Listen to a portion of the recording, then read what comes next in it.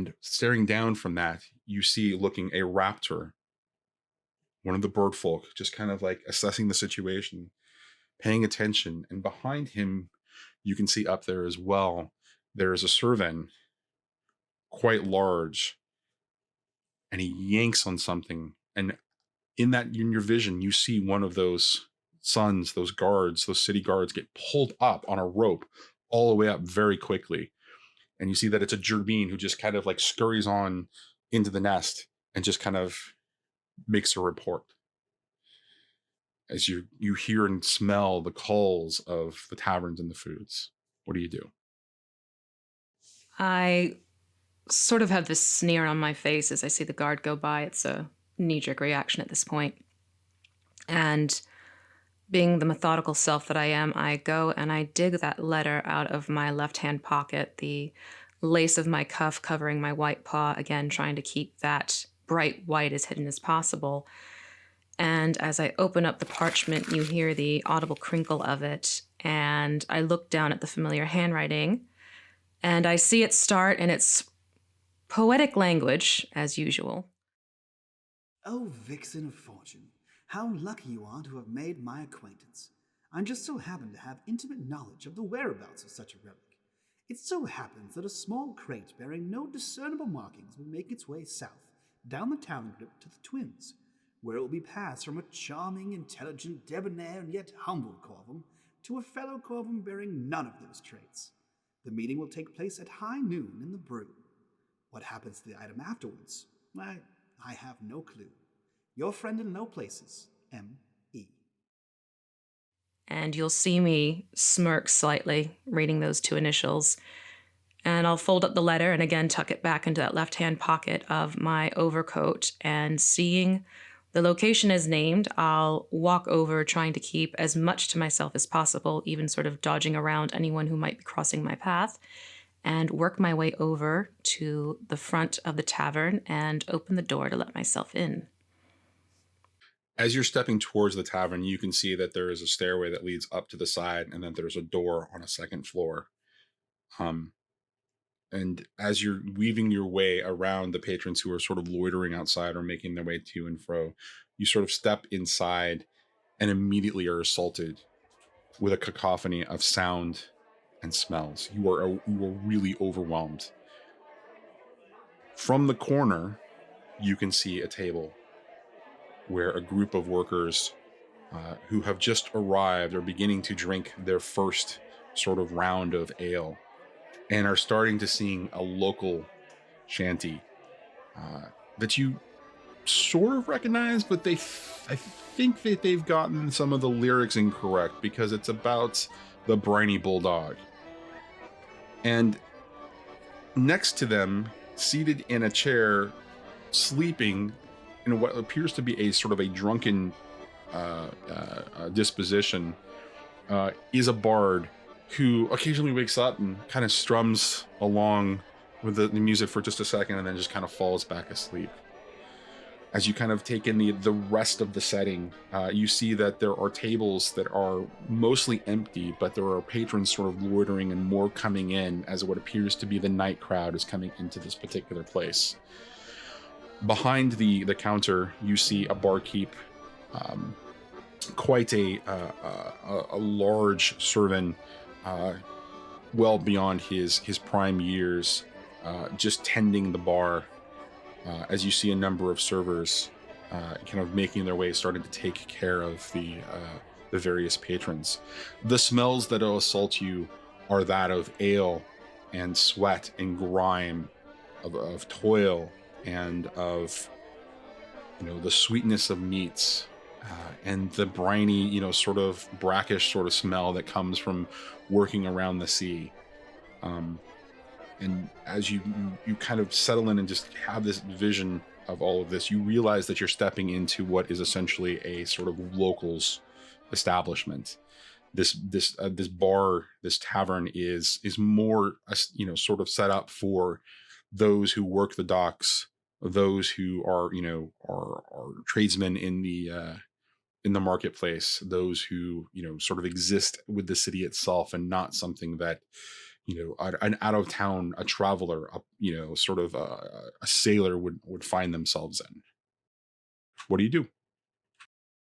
I'll narrow my bright topaz yellow eyes and take in the crowd a little bit more, and sensing that perhaps it might be best to sort of just wait a little bit and get a better feel for the environment, I'll go up to the bar and take a seat and flag down the bartender and see if I might be able to grab a quick bit of ale, because I am a little bit peckish at this point.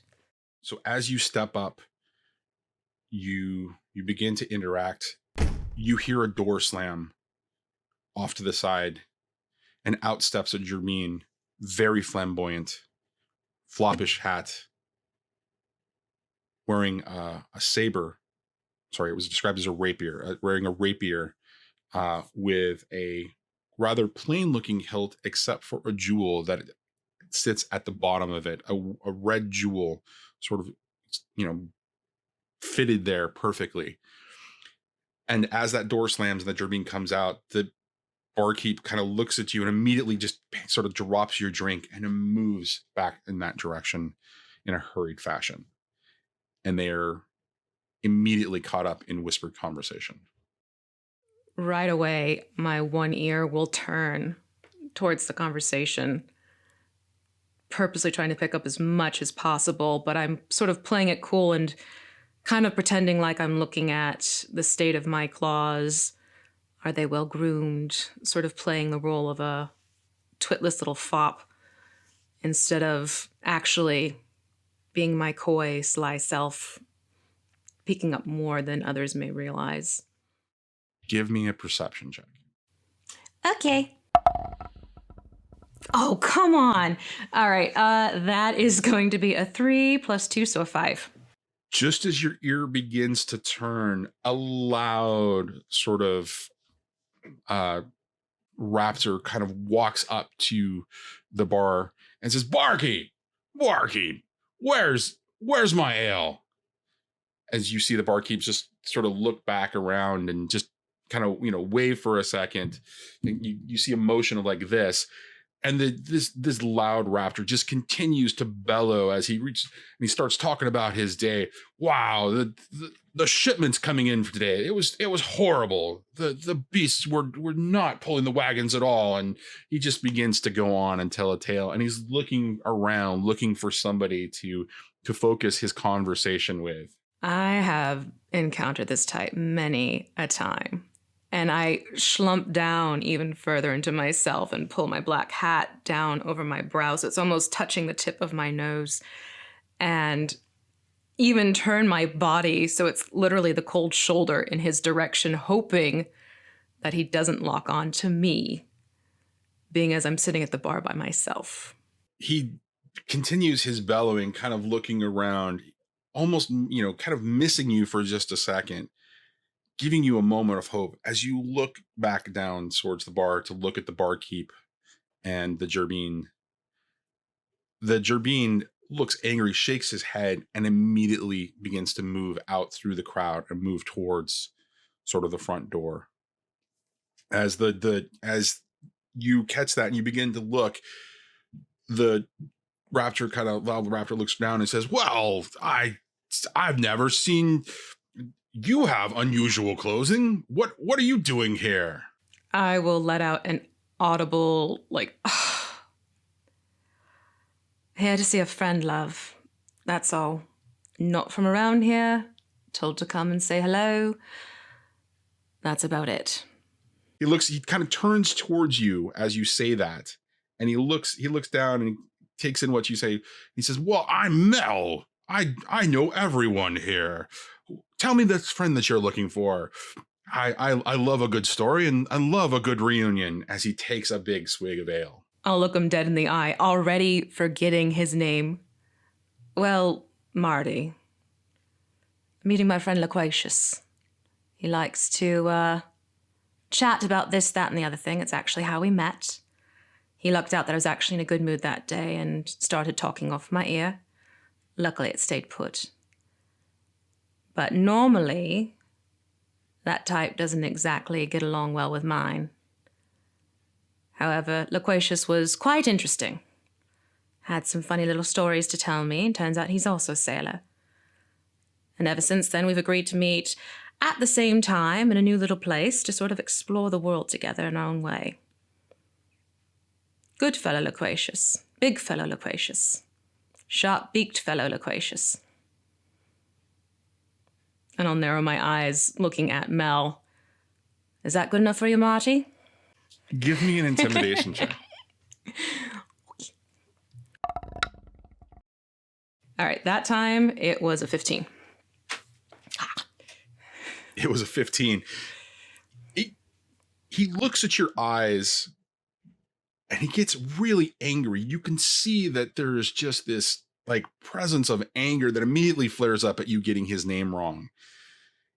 He really feels like he is a person who knows everybody and he should be respected in such a way. But as he listens to you, he has just enough street smarts to get the sort of subtle undertones of what you're implying and what you're conveying to him. And at the end of it, he just kind of looks at you and he says, "Wow, it's a pleasure to meet you." And he immediately takes his ale and moves away down to the other end of the bar to talk to the barkeep, who now looks incredibly agitated and a little concerned. And when Mel gets down there, the barkeep just kind of, he acknowledges him, hands him more ale, but then immediately disappears into the back of the establishment. The servers are still sort of moving around along the sort of the floor of the room, and the Gerbine who he was talking with has disappeared out the door. All right, so I take mental note of the Gerbine leaving. Definitely taking note of that very interesting rapier. And barkeep is completely out of the main room. What about the rest of the crowd? Are they engaged with each other? Is anyone sort of looking around, taking stock as well, or? Give me a perception check, because it's gotten quite busy in here. That's going to be a 21. Wow. Okay. So, seated off in a corner, very close to the corner where the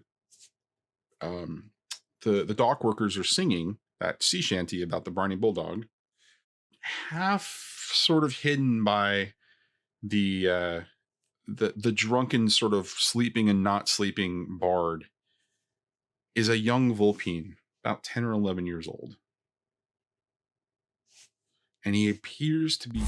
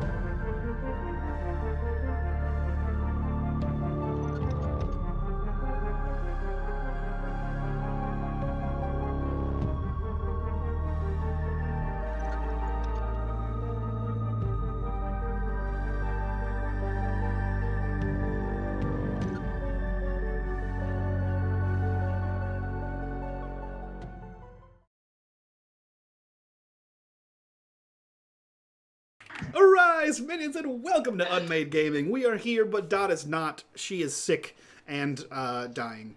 So we have taken over. She has a plague.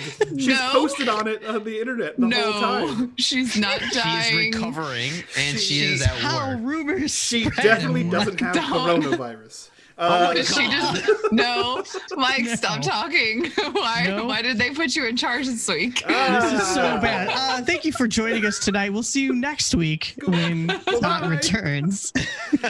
Dot is here in spirit. She is the darkness between the stars. However, I am running this ship show, and we're gonna get things started here. So, if you guys want to support the channel and all the crazy things we do here, please go check us out on Patreon. If you want to chat about this game, go check us out on Discord. And in the bottom right-hand corner, you will see the corruption bar that will still count today. When that bar fills, it serves two purposes. One, I get to do whatever the hell I want to these wonderful players, but more importantly, every single dollar that goes into that goes back to these wonderful, beautiful, amazing faces that you see before you. That being said, previously on The Void. The crew of the Defiant landed on a mysterious planet in the Taoan system, completely red and surrounded by this sulfuric sort of rain that exists around. They landed on top of a mining facility to find that it was abandoned, perhaps? Bones and corpses littered the platform as they entered to attempt to find the metal required to repair their battered and broken ship, the Defiant.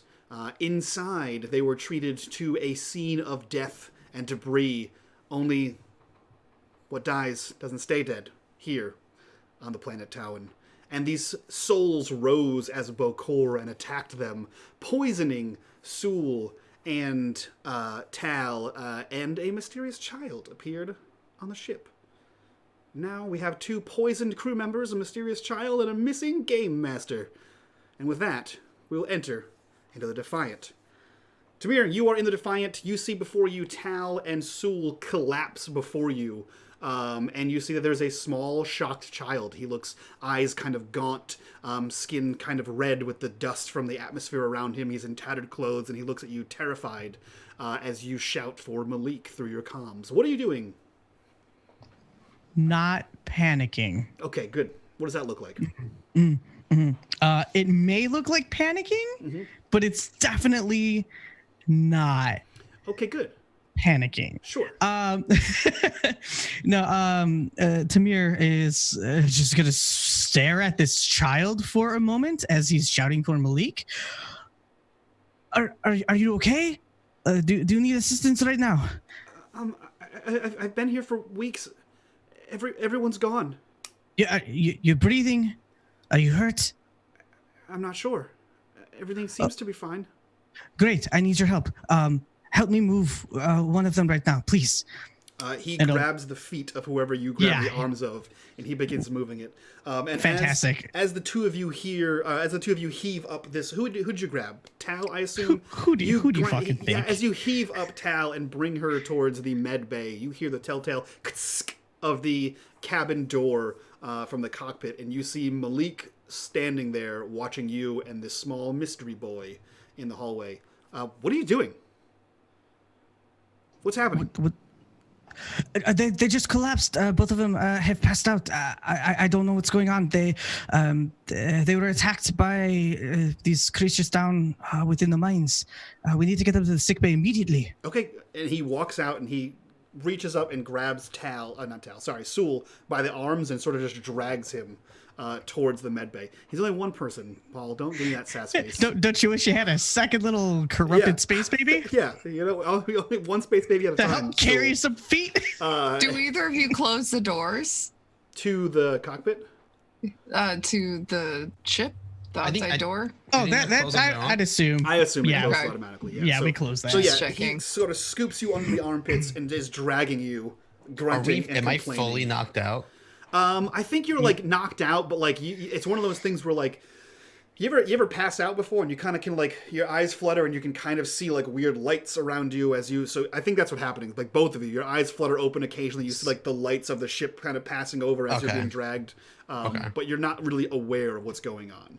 Gotcha. So yeah, he drags you, Tamir and Mystery Space Baby bring Tal to the med bay and sort of toss you both into the, or gently place in Tal's case, into the auto dock sort of thing. And Malik looks to the small child and sort of like looks back to Tamir. Did you talk to it? Yes, I asked him to help me. He said it was okay. What is it? It's a child, and the least of our concerns right now. Is it? Because the salt outside melts flesh. That's great. Then figure out what he needs, what he's doing. I need to take care of them. Okay, take care of them. And as you turn to look at Tamir, or look at Tal, sorry, and Sul, you hear a sickening crack and a flump as the kid drops to the ground, and you see the same sort of unceremoniously drag as Malik is dragging the kid by under the armpits. I'm going to put him in cold storage, and he is dragging him out towards the sleep pods for jump travel. You are Tamir left is... with the ksk of the door. Yeah. I think Tamir is immediately going to try to start de-piecing each of their armor where he had seen them get bit. Sure. I don't know where those were on each of them. So I believe Sul took Tal's a bite shoulder. to the arm, and Tal took a bite to like the back of her shoulder. So And as, you fixed my armor. Yes. I before we fixed went the armor, outside. correct. So it wasn't venting anymore. But you're all safely inside the ship, so no one's venting any kind of atmo. But who are you looking at first? Just for the audience. Tal. Okay, so you begin Sorry, to. so we have 6 minutes. I'll get to you, I promise, buddy. It's okay. Don't worry. I'm fine. I'm just chilling, relaxing, laying. Hold on, Paul. I'll make you a second character sheet, Justin. No, I already did it. Don't worry about it. So you begin to take off the exosuit, because essentially that's what they're in, right? So you begin to piece off the exosuit and sort of gather the pile of parts next to Tal, getting down to her normal jumpsuit, where you're able to peel kind of the shoulder back, and you see this. Tal, is it a bite mark? Yeah. So you see this rather gnarly humanoid bite mark into like the back shoulder meat, and you can see where the veins are around there. They're pulsing this like black, like you can see that they're completely outlined in black, as you can see that this poison is coursing through, rather aggressively coursing through Tal's body. Okay. I will go ahead and hook Tal up to like the auto dock. I love that we're just going to take this from a different game. Yeah. Just shove your arm into the auto dock. Sally, please run a blood gas analysis, and I'm going to immediately go over to Sol and also start stripping him down a bit and get his arm into the auto dock as well. Yeah. Sally replies, running scans now. You begin to remove the same kind of armor from Sul, and you begin to like pull his jacket. I think he has like a protective armor, right? You begin to pull that kind of down and expose his arm where he was bitten and I think clawed. And you can see the same kind of thing, except his looks far more pronounced. It seems as though he's had his wound for longer. Perhaps you didn't see the first attack come in, and his whole, like, you can see every single vein in his arm is now this black kind of thing, and where the slashes and the bite marks are, it has this weird, like, sickly green kind of look to it. As you see, again, his eyes flutter in and out of, consciousness as he is strapped into the auto dock. What are you doing, Tamir? I'm probably going to go rifle through the trauma bay to see if there is any type of medicine or some type of vaccine. I mean, Tamir has no idea what is going on with either of them, and is probably trusting in Sally's like analysis of their inner workings, probably a bit more than any doctor actually would, because he's not a doctor. In one of the drawers in the med bay, you find an M dose. In one of Tal's pockets, and you would have known that this is there because she always carries it with her as a trauma dose. Oh, yes, that's right. Okay, great. So the pile of armor that he's kind of like taken off, he just starts kind of like ripping the pockets open and is trying to dig it around and trying to find them. Cool. Roll me a check. Observation. No. Thank you. Observation check. I don't want it. Okay. That's going to be your only good roll of the night. That's gonna be. I just fucking wasted it on observation. I am so sorry, Soul, and I'm so sorry, Tal. So you find. We're dead. You find. I believe it's the T dose was the one that you had on you, Tal. Because the M dose was the bigger one, I think. So you find no, the T dose is the bigger one. Tal keeps it for emergencies in the field. On you, right? Yeah. Yeah. So you find the T dose, Tamir. And you've seen one of these before. Whether you've kind of used one or not is a different story. Think the stim pack from Fallout. That's kind of what I'm picturing here. It's a fluid tube with a needle on it that injects some kind of nanite concoction into a person to help make them not be dying. Like a bee sting thing. You find that. You find the small base from the statuette that Tal had. And that's about it. I mean, you find like miscellaneous personal items and effects and that kind of thing, but those are the two, named items that you find in there. You find this Titos and you find this statuette. Okay. Is there anything weird about the statuette? Like if I touch it? When you rifle through the clothing and you find it, you hear that same weird, like sort of high-pitched noise that you had heard before anytime you were relatively close to it. Now holding it, like once you grab it, you can kind of feel this like, it's like a sound vibration, right? As if you were to touch a tuning fork. So it kind of like it's not moving, but as soon as you hold it, you can kind of feel some sort of vibration moving through your arm. Okay. I gotta go with the trauma dose right now. Hopefully, Sally. Any read update, please? Is this the right thing to use? This is scan complete. Poison unknown. What do you mean poison unknown? Poison unknown. Sending information to datapad. And you see the boop that'll pop up next to on the datapad that's like planted in between the two autodock seats. And it's a full list of scans and chemical compositions. If you'd like to roll a science on this, you may do so. This looks like a bunch of medical gobbledygook that you're not strongly suited for. It kind of has compositions of what the poison is made out of. And what you can kind of infer without a roll is that Sally has never seen this composition of elements together in one poison before. So it's hard to like know how to treat it from her end. Great. Fantastic. So now I guess another GM question. Sure. Because Malik and Tamir grew up in Algol, which is, the highly over-industrialized planet, and they grew up in the slums.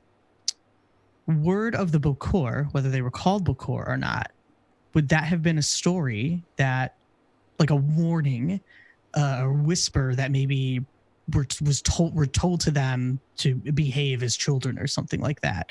Would he recognize that there might be some Do you have other element? Do I have culture? Fuck no, I don't have culture. Okay. No. I will take a empathy roll on this one. Okay. I can do empathy, maybe.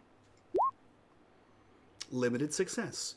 2 successes in a row, you guys. We're doomed. We're so doomed. Fuck, That's I'm all wasting of my them. rolls. That's it? all of them for the night. It was almost a actually, you know what? How religious is Tamir? Tamir's one of those, I think, because of their Ima and Abba, they want to believe in the actions of the icons and maybe just go through the motions. Okay. But because his understanding of space, which is big, maybe not so much into the mysticism side of Gotcha. So of spirituality. A teaspoon of cynicism helps the religion go down. Yes. So you understand fully that there was legends and lore about behaving children and not going to certain places because the spirits could possess you, or they could bring back people from beyond the grave, and that if you were not a good child, you wouldn't get your blessing, and your blessing is what would prevent that from happening. So there's some kind of tie between being blessed and the Bakor, as you know them, not invading the body. So if you assume this is Bakor, because I don't think you're positive, there's not many stories. There's not many stories you've heard of undead, right? So it could be a logical leap, but the only tie you have is something to do with blessing. Okay. Or being blessed. I think at this point, it's not enough information for Tamir a researcher, to make a confident conclusion, but understanding the time is of the essence. I think he will kind of just look up for a moment and utter under his breath to the deckhand icon. If now is ever the time that you feel like intervening, please let it be now. And he will go ahead and pop open I'm assuming it's like an EpiPen, just pop that bad boy open and slam it into Tal. Okay. You don't have to stab people with needles. You can be gentle. No, you cannot. With EpiPen needles, slap that bad boy in. That needle got to go in. It's got to go in, and there's a spring mechanism in it that just spurts all the delicious medication. Yeah. All right, and then it pops out. That's it. It's this is what happens when you leave two people who are in EMS situations. So play games. All right, that's cool. As you make that prayer to the icons, and you sort of jab the needle into Tal, I would like you to roll me a what's it, mystic? What's the check for that? Fuck. Yeah. Is that what you want? You want a mystic? Roll me a mystic powers check. It's not great. I have one die added.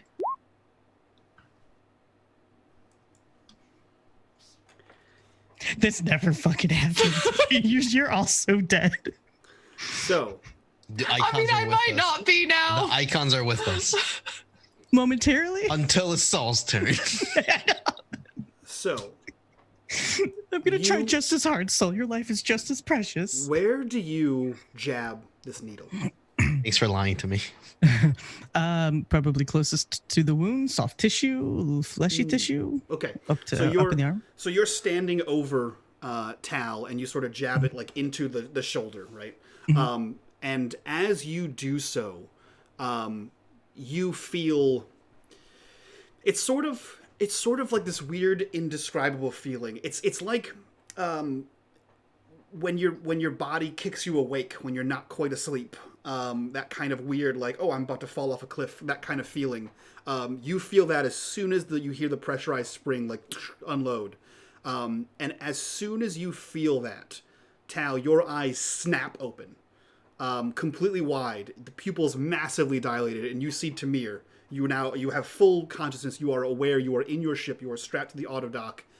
You see Tamir standing over you, maybe saving your life? What do you say? Fuck. Great. You hear Tal look to you and say, fuck. And as soon as she says that, her eyes roll back and continue to roll. Great. And you see this black sort of film cover her eyes. And in it, you see these white kind of specks. And you feel yourself almost being pulled towards Tal. And we see this... The camera sort of pulls back, and you see this scene of Tamir jabbing this needle in, and then Tamir collapses to the ground. Tamir, you see yourself on the ground just like laying down there, needle still in your hand, and you see Tal unconscious, shirt exposed, same thing with Sewell. And you can see that around both Tal's and Sewell's body is this almost green projection of themselves, as if they're wearing a shell of themselves. And you can see this from where you are. You seem to be standing at the door, almost as if you're just observing this room. What are you doing?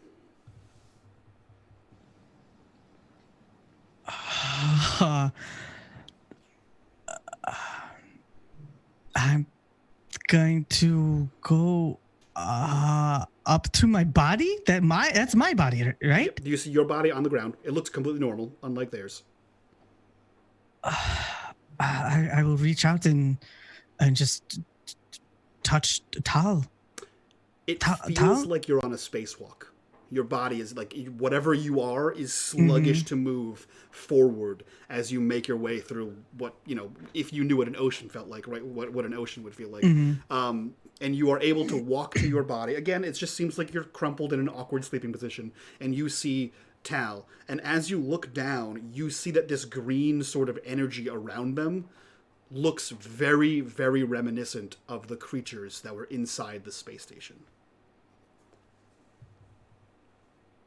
Wait, inside the mining facility. The mining facility? Okay. Okay.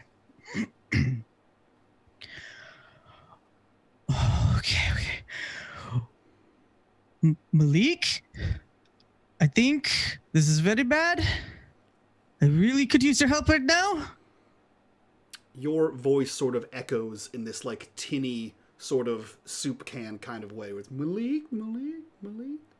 This is really bad. And it just sort of gets distorted as you are talking. You want that? I can do that. Sure. Did you say echo? Distorted echo. Distorted echo. I don't know if I could do distorted echo, but we can do this. Tal, can you hear me? Can you hear me? Tal, roll me an observation. Sul, roll me an observation. Hell yeah, let's do this. Where's my button? Oh. Nice. Tal, you can hear him. Sul, you see Tamir, your eyes kind of open, and again, it's strange. You're also in this weird sort of like film, and you kind of hazily move your head to the side, and you see that Tamir is crumpled on the ground, and you see that there is some sort of like mirage-y kind of like, as if like it's, too hot of a sun on the pavement, right? You see that weird kind of wavy, just thing standing over Tal, standing basically on Tamir's body. And you see this, and you hear, Tal, can you hear me? Like in that same sort of echoey, chamber thing. Tal, you also hear this, but it seems like it's far away. If I'm looking, does it look like Tamir, that there's a figure in front of me, or is it just kind of like a... It's vaguely humanoid shaped, and it sounds like Tamir. Like the sound you're hearing is Tamir, but it's hard to kind of tell where exactly it's coming from. You don't see anything else in the room that it could come from, so it'd be a safe assumption. I immediately charge at it.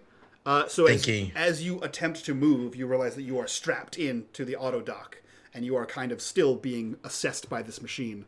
As you see, there's a band across your chest. Your armor's kind of half off, and your arm is basically in like a blood pressure cup kind of thing with several needles in your arm. So as you kind of jerk, you feel that intense pain on your arm as you kind of pull at the surgical equipment that is sort of checking your body and running tests on you. Sally, what the fuck's the computer's name? Computer ship lady thingy, release me. Let me go. And I'm gonna just try to forcefully just get off of that mechanical device that is holding me down. Tamir, you hear all of that, except it sounds like it's being shouted at you from 100 feet away. Sul, are you okay? And I'll go, because Tal isn't responding, I'll go over to Sul. Do I see him moving? Is he?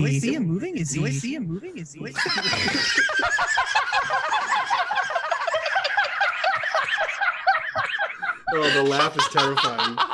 You see him struggling, and as you see him struggling, you see this green sort of thing. You juggled two people dying, Tal. Let's see how you fucking perform under this. You see the green like sort of overlay also struggling with it, and as you look at him, you see that it again looks much like the creatures that you saw, except his features are far more pronounced on whatever this green shadow is over him. And you see him struggling and shouting out to Sally as he's trying to wriggle his arm free and undo his, the bond with one hand. And Sul, you also hear that whole Sul, let me help you. And you see this mirage sort of move towards you. I would immediately start reaching for my blaster if it's on me, which I don't think it would be. It wouldn't be, because you had your blaster outside your exosuit, and Tamir took your exosuit off. So you see, as you begin to go reach for where you normally have it, you look to your right, or your left rather, and you see there's a pile of exosuit, and with it, your arms. And so you sort of, there's nothing on you. Your Imperial blades down there. I would grab the needles in a reverse position, how you would hold the dagger this way, sure, and rip off the needles, and kind of try to prepare myself roll me a force as you try to break the auto dock. Fuck. So you reach down, and this cup around your arm, right? It's like this like circular tube that your arm is inside of that has all the needles kind of in it. You sort of reach in there, and you're trying with all your strength to pull this thing off, but you're only doing it with one hand, and it's to be honest, it's your left hand, so it might not be the strongest hand. And you are unable to rip this needle sort of machine free. Tamir, you see Sul struggling against this machine and behaving maybe erratically. What are you doing? Sul, please come down. You're poisoned right now. You need to just rest, relax. So this green thing that's kind of over. Can I is it malleable? Can I touch it and try to rip it off? Do you try? Yes. Okay. You may roll me a mystic power. Oh God, no! Why? oh! I love hearing that. Can you roll me this? Oh fuck! Okay. Okay. We had good luck. See, aren't you glad that we're experimenting with salt first? So describe to me how you begin to pull this thing off of Sul. I think Tamir is. What does it feel like? Is it like a jelly, like sand, like leather flesh? It feels like blankets. Lycra. Lycra. It feels like water almost, right? I mean, that's the only thing you've sort of touched since you've been in here. And you're able to, it feels solid, right? You can feel solid. And if you were to poke through it and hit Sul, you could feel the difference in that texture. But your hand passes through it. You're able to grab it like a I don't know what the hell, what's those fluid, non-Newtonian fluid. It's sort of that weird sort of thing, and you're able to pull this out.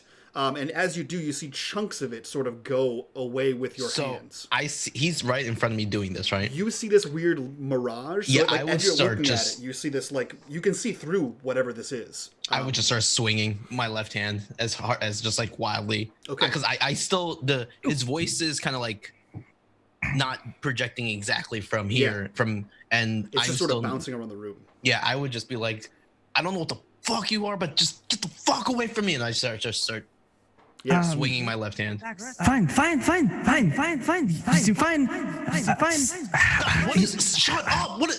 Tamir, where are you? And I'm gonna just continue swinging. Yeah, Tamir's gonna go move over to Tal, who is way more calm, and try the same thing. Tamir, roll me an observation check. You're making me roll way too much. As you step away from Sul's swings and verbal berating, and right as you're about to turn towards Tal, you notice that where you stuck your hand in and pulled away, it's gone from that area. Great. So with extra fervor, with Tal being calm and collected, Tamir will go ahead and just try to get as much as possible and just start really like digging this. I'm just gonna be yelling wet stuff away. Get the Yeah, you're fuck yelling. away from You're her. chained over there. You're fine. You're awake. She is not. Sure. Tal, you were awake enough to hear Tamir the first time, but it was hard to figure out, and you're still kind of like in and out of this. Roll me another observation check.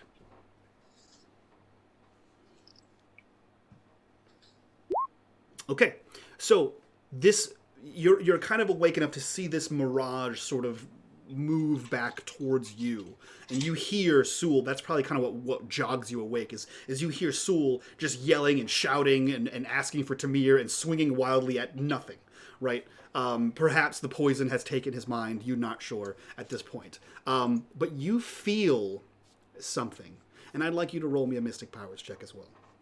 Ooh. Okay.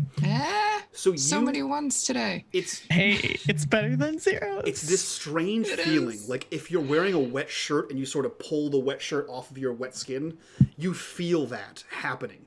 And that is whatever this mirage is doing to you, which you're not sure is Tamir. So Tamir, as you're pulling this off, you can almost see like a movement following your hand pull as Tal's physical person is feeling what you're doing to it. It doesn't seem to be hurting them. You just see like as you grab the torso kind of moves, as you grab the arm just moves like just like a half an inch in the direction you're yanking in. As you're sort of grabbing this goop and sort of throwing it on the ground, I assume? Where are you putting this? Yeah, he's not being very clean about it or clinical about it at all. Great, we're gonna have to pick up zombie goo later. Yeah, but that's fine. Let's get them, all healed up. Sure. I think as he's like, doing it, kind of like trying to pull it off from Tal. What are you doing? Tal, please just relax. Stay calm. It is me, Tamir. I'm just, I think I'm getting this stuff off of you. I believe it is from the Bokor. Sally doesn't know. I just stay calm, okay? Stay calm. So hard to hear you. I'm right here. God, that hurts. My head hurts. I know. Just don't talk, please. I know. Fair enough. He will just quietly get as much off as he can. So you begin to remove this sort of like translucent goo, right? This ectoplasm, what have you, off of Tal and Sewell. As you're just sort of pulling this off, you're able to get all of it that you see off of there. And you, as you're standing sort of over your body, you feel that same sort of like warmth, and that ringing that was in your ears is now like a melodic sort of bell. And you can kind of feel that same sonic vibration through your feet and sort of up to your knees from where you are as you're sort of working on Tal, removing this stuff from their body, and as you're in this sort of strange state of existence. Do you do anything other than remove this goo? Yeah, seeing that Tal is kind of more awake and alert, and Sol is thrashing around as to be expected, I guess. I think Tamir may take a moment to try to listen to whatever that sound is, and maybe look down, see if there's something on the ground that is causing this vibration. Just maybe perhaps try to find the source. Without rolling anything, your let's call them your eyes, are drawn towards your hand. Good descriptor. The hand in of your body on the ground. And in your hand, you are holding the talisman, the stone, the wooden thing that you found in Tal's clothing. Mm-hmm. It seems whatever it is that is drawing this spectral form of you towards that hand. Okay. I think there's a lot to contemplate with this, and now is not the time. But Tamir will take another moment to just kind of look back up in the direction he had before, and fair enough. I owe you. Thank you. I owe you. And kind of says that to the deckhand. And we'll go ahead and continue to get as much off of Tal and then head on over to Sol and try to play a dodging game and just pull. So kind of like working around Sol's waving arms. Yeah. I Tal, can see Sol flailing, waving like a around. jacket. Yeah. No. Then Thank you. Sol, you will hear Tal's voice. Stop being a fucking idiot, Sol. Just, I don't know what he's doing, but it's helping. What was that? Sol, Tal from just, 3 feet away. yeah. Oh, so I hear her from her like her. Yeah, this, her back. Okay. I don't know what they're doing, but it's helping. Just stop fighting. Okay. All right. Why Okay. do you have to punch everything? God. Well, I saw. Icons. Ugh. I saw. Oh God! I saw blue, green ghost. Oh my God! My arm. I don't know what it is. Why'd you try to rip it off your arm? I look at the thing. Fuck. Sorry, Sally. It's fine. Don't break my ship. And where's Malik and Tamir? I don't know. They're doing something. Just sit. We'll either heal or die. Sounds good. And I'm just gonna lean my head back a bit. So as Sol leans his head back, Tamir, you are able to better remove this something from his body as you are pulling like gack off of him. That's like what it looks like, that like goo, as you're sort of like slopping it off of him. And you can hear that like same sort of echo, that like wet slop hit the ground as it like echoes in this watery kind of abyss that you're in. And you can see that you're making a pretty sizable pile of whatever this goo is. What is that noise? Am I Oh God, this is embarrassing. Am I relieving myself? Yep, that's totally you.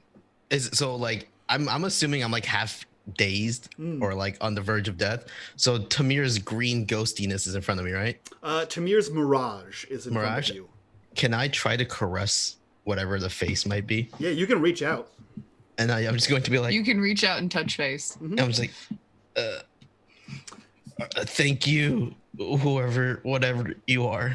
Tamir, you see that the drugs in the autodock are starting to work effectively on Sul as he has calmed down, and he reaches out and moves his hand towards the general area in which your face is and attempts to gently stroke your face. I will roll for this, just saying, if I have to. You don't have to. You don't have to roll Alright, for cool. it. As he reaches towards you, Tamir, what is your instinct? Is it to get out of there, or is it just to lean in and finish the job of getting this stuff off? It is. He's not swinging. It is not a threat. Sure. He is going to continue to try to move. So now that he's not remove the stuff. swinging and you're not like in sort of immediate danger, right? You feel the hand come towards you, and as you're like, this is fine. He'll tire himself out. You feel it pass through you. And it's that same, you feel the reverse of like that same kind of like grabbing the goop. You feel his hand slowly push through you, and then you feel like everything sort of go back to place. Thank you, ghost person. Please do not touch me. Please do not touch me. Please do not touch me. Please do not touch me. Please do not touch me. Okay, Tamir sounding ghost thingy. I am just going to help you. Be calm. Be calm. Rest. Okay. Let the drugs kick in, okay? This is some good drugs. Tal supplies the best. What? Now Tal's a drug dealer. I see how Oh my God, I never knew. It's bad when Malik does it, but it's fine when Tal does it. Cool. Okay, good. Okay, I'm so well, glad. I'll trust you, Thanks, ghosty Tamir. lady. I will just, and I'm just gonna just like relax. I'm still gonna probably try to stay awake. Yeah, But I'm just gonna relax, just kind of just watch this green ghost. sure. So, Tamir, you are pulling this stuff off of Sul, and you are able to get all of it off. And you can see the arm that was badly, scratched and bitten on. You can see that as you're pulling this off, right, because his was sort of more pronounced than Tal's. As you're pulling this off, you can see the black veins sort of recede back towards the wound.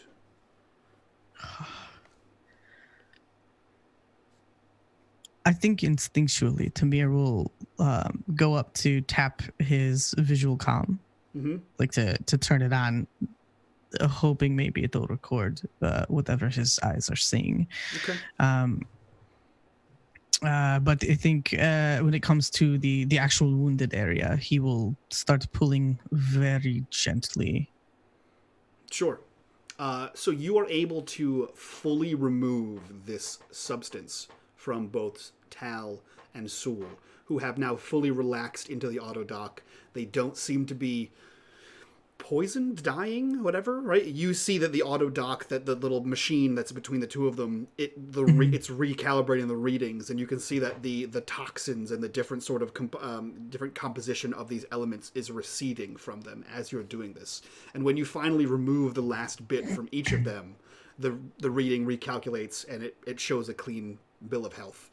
It's still running, fluids. It's still, so they're still they're still in the autodock, so it's still running through like lipids, fluids, all that fun stuff. And you are left with a pile of this green goo and you in some kind of astral form. What are you doing? I guess feeling a bit more comfortable that the numbers are showing that whatever psychedelic treatment this is seems to have worked, maybe for now. Is there a way? Can I physically interact with anything? Can I? What do you want to interact with? Can I just reach out to like the counter, like just experimenting? Can I touch the counter? Again, you can feel it, like the way you could feel the difference between that goo and Sol. But when you apply pressure, your hand passes through in that same kind of way that Sul's passed through you. Okay.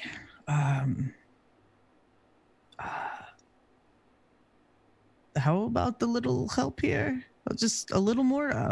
How am I supposed to get rid of this to ensure that it doesn't infect us again? There is no response from the traveler. Oh, thank you. I was greedy. Thank you. I will go and I guess maybe try to like gather it, like kind of like squat down and just kind of push as much of it together as possible. I'm able to like condense it. Could I? Is any of like my clothes? Am I aware of my own clothing? Because like, could I take my shimach and you can see all try of to your scoop own. it up? Yeah, for sure. You can see all of your own personage. So you're able to take your shimag off and you're able to like sort of scoop it in there. It's a mess, right? It's like putting Jello in a shimag. So you sort of scoop it up and it's like it's not wet, but you can see it like sieving through like a cheesecloth, right? So it's not the best container for whatever this is. And as you're sort of squatted down and sort of lumping this onto your outstretched shimag, you hear kts, kts of the door to the med bay opening and closing. Don't come in yet. Don't come in yet. There might be a contagion. A contagion. Whatever that laugh was perfect. Because as you look up, expecting to see Malik, you see a 4'2" small boy. God damn it, Joey. Get the fuck out of here. However, the boy appears just like you. In this same sort of translucent sort of astral projection as he stands in the door, kind of head cocked to the side, and watches you as you are scooping this stuff in there, as you kind of look up to him. He looks slightly different than when you saw him previously. He doesn't look as emaciated. His eyes are less sunken in. There's not really... there's not really a lot of color in whatever this is, and so you can't see like the red dust on him. His clothes look normal; they don't look like they're tattered or anything. So it looks like maybe this boy 4 weeks ago, right? But he just sort of stands there and kind of cocks his head to the side and just silently watches you.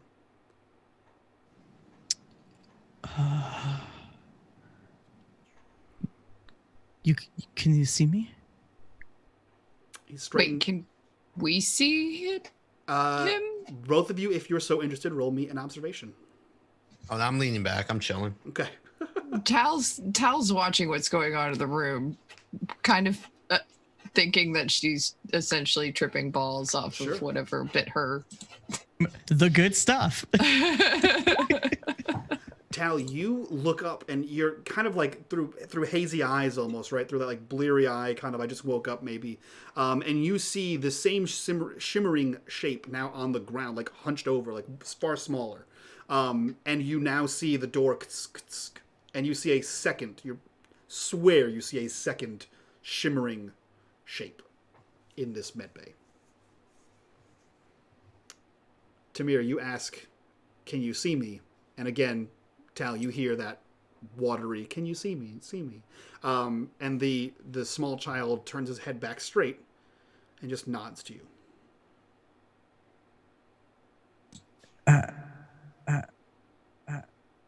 Is this your doing? Is this your doing? Is this your doing? Is this your It nods its head left to right. Who are you? You hear from behind you. Hal? Hal? Hal? No, I'm Tal. I'm Saul.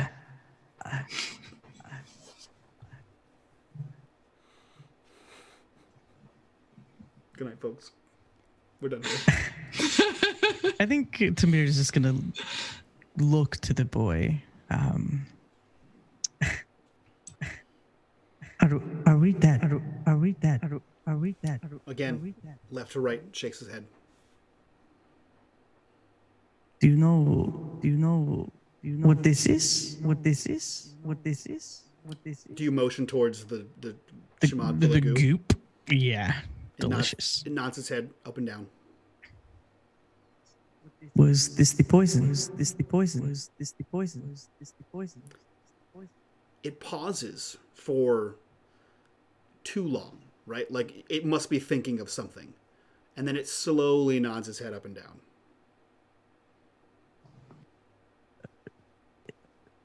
Is there a way to get rid of this? Get rid of this safely. Get rid of this safely. Get rid of this safely. It raises its hand and points over your shoulder towards what you know to be your body.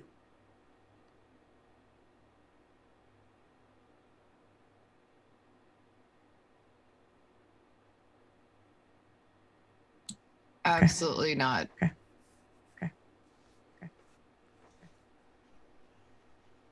Okay. And I think with quiet resolve, he will go ahead and take as much of the goop as possible and bring it over to my body. Sure. As you get up and turn towards your body, you sort of bring this gooey mess over towards yourself. And yeah, you can easily walk across the room to your own body. What are you doing? That's when Tal will start to struggle because she now understands somewhat what's going on.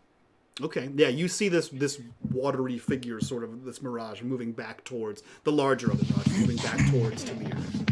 Because I can hear that, and I see Tamir. You can hear Tamir's side of the conversation, yeah. And then you see I'm assuming I hear all this as well. Right? Yeah, you guys can hear everything. What's happening? No, don't. Not Tamir. What? What would you have me do, Tal? What would you have me do, Tal? What is he? What is he doing? I don't know. Think of it as more time. More time. More time. More time. What? get Malik. He may be able to process the data better than I could. Okay. More time. Okay. Hey, go Samir, see. you're not poisoning yourself. Don't poison yourself, please. What? It is maybe not the poison. Kind of like a weird wet blanket. It'll be okay.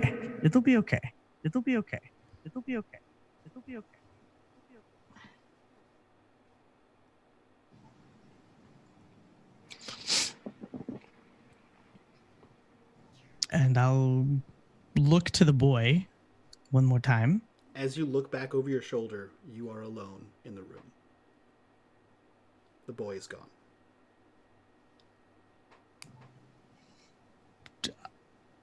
Like alone in the room as in Tal and Sul? They're there, but as you look back okay. over your shoulder, there is no boy.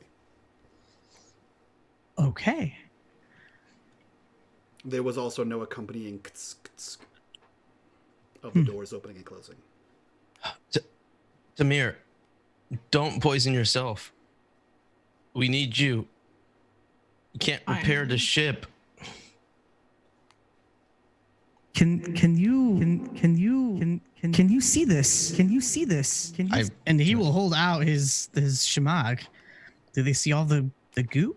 You guys still see this weird, like, kind of almost formless, like, mirage just sort of standing there. You can see that it's sort of moving and like changing shape as if like, you know, as if like a body were to hold something out to you, right? You can see it like change shape to like expand a little bit, but you can't. At this point, I'm gonna assume like I kind of assume that that's Tamir because Sure. I'm like I just see this fucking green blob. Whatever you need to do it to me. Just you can't if I'm gonna throw up. We need you to fix the ship. If we can get off planet side, then you can cure me. I'm not that useful in the ship, and I really want to go to sleep. See this? So go to sleep. You need your rest right now. It'll be fine. You have to protect them. You're the only one who is able to handle an arms like that. It don't mean shit if I can protect anyone if we can't leave. You cannot do whatever it is. Don't eat the ghost. Is that what you want to do? Are you gonna eat the ghost? Don't just towel. Some support. I mean, you heard him. You heard me. Don't poison yourself, Tamir, please. It's the only logical thought process here. You have a skill set that's needed at this current time. Mine was needed prior to this current time. Don't be stupid. This is. Oh my God. We can't leave if you're dead. You I can. can't- I will not be dead. Just be dead. You need to rest right now.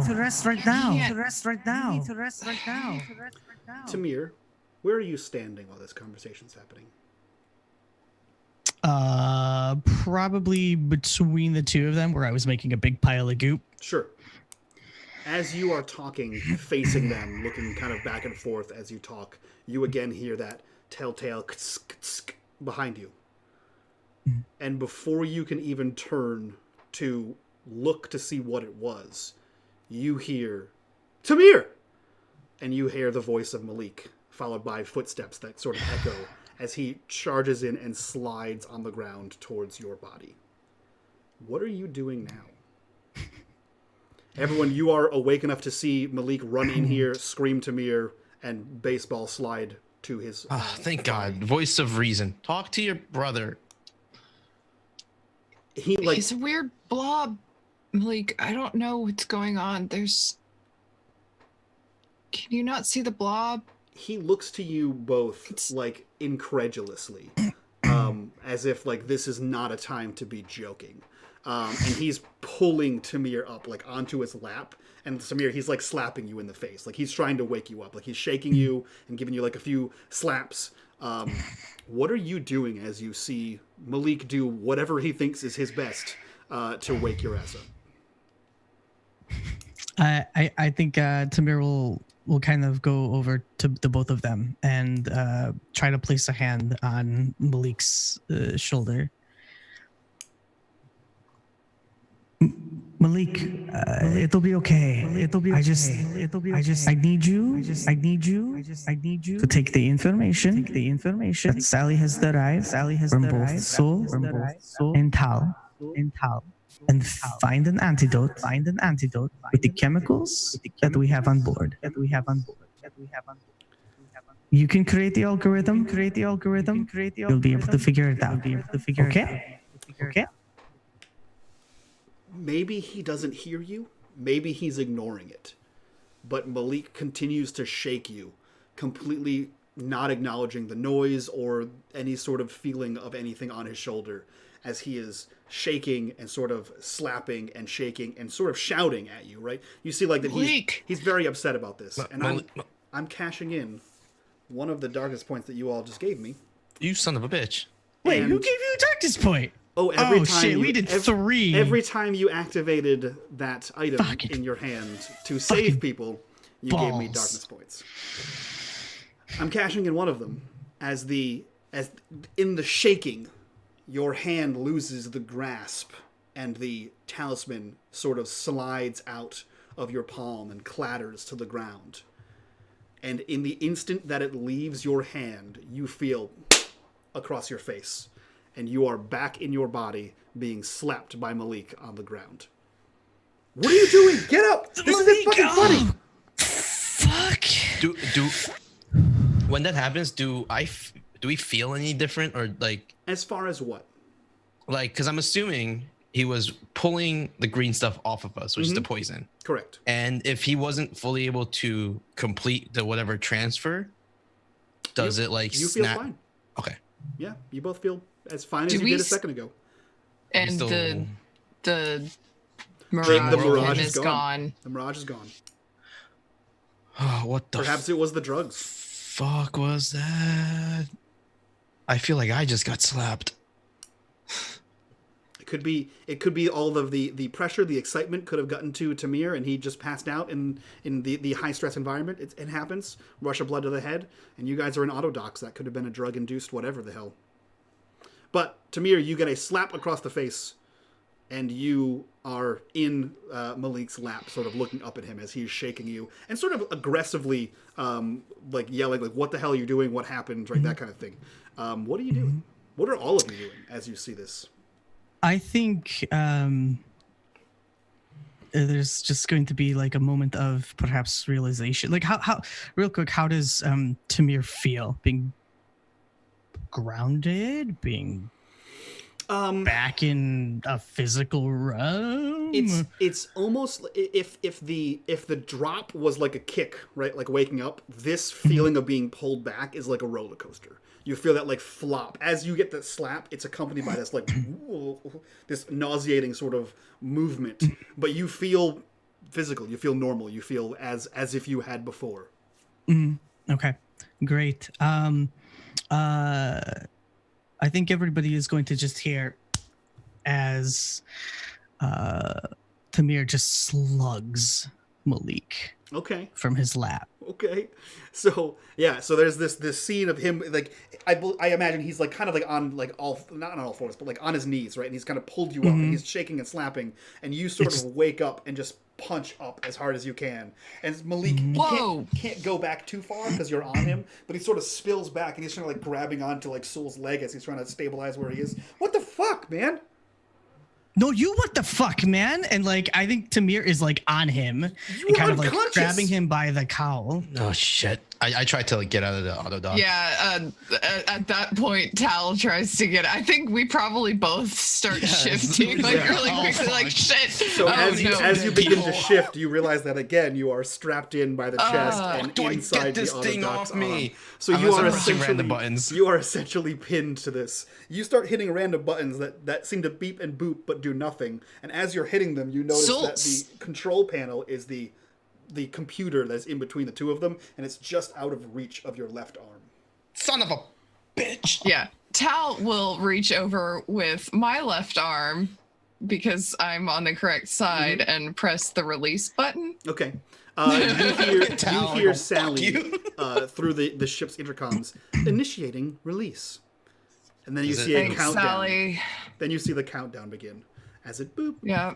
boop, boop, as the seconds tick down. Tamir, you are on top of a struggling Malik. What are you doing? You were unconscious. What did you want from me? He's got him like just by the cowl. Like this, you could have killed all of them. You could have killed What? Sul What? I and was in the Tal room. and me, all for what, some stupid drugs. You need to come. Listen, the drugs were an added bonus. We didn't come here for the drugs. We came here for the The science countdown's shit. almost done. This was is for what me you to- this is what you think all of our lives are worth. Some What? Say it. some drugs. No, that's what their lives are worth. What?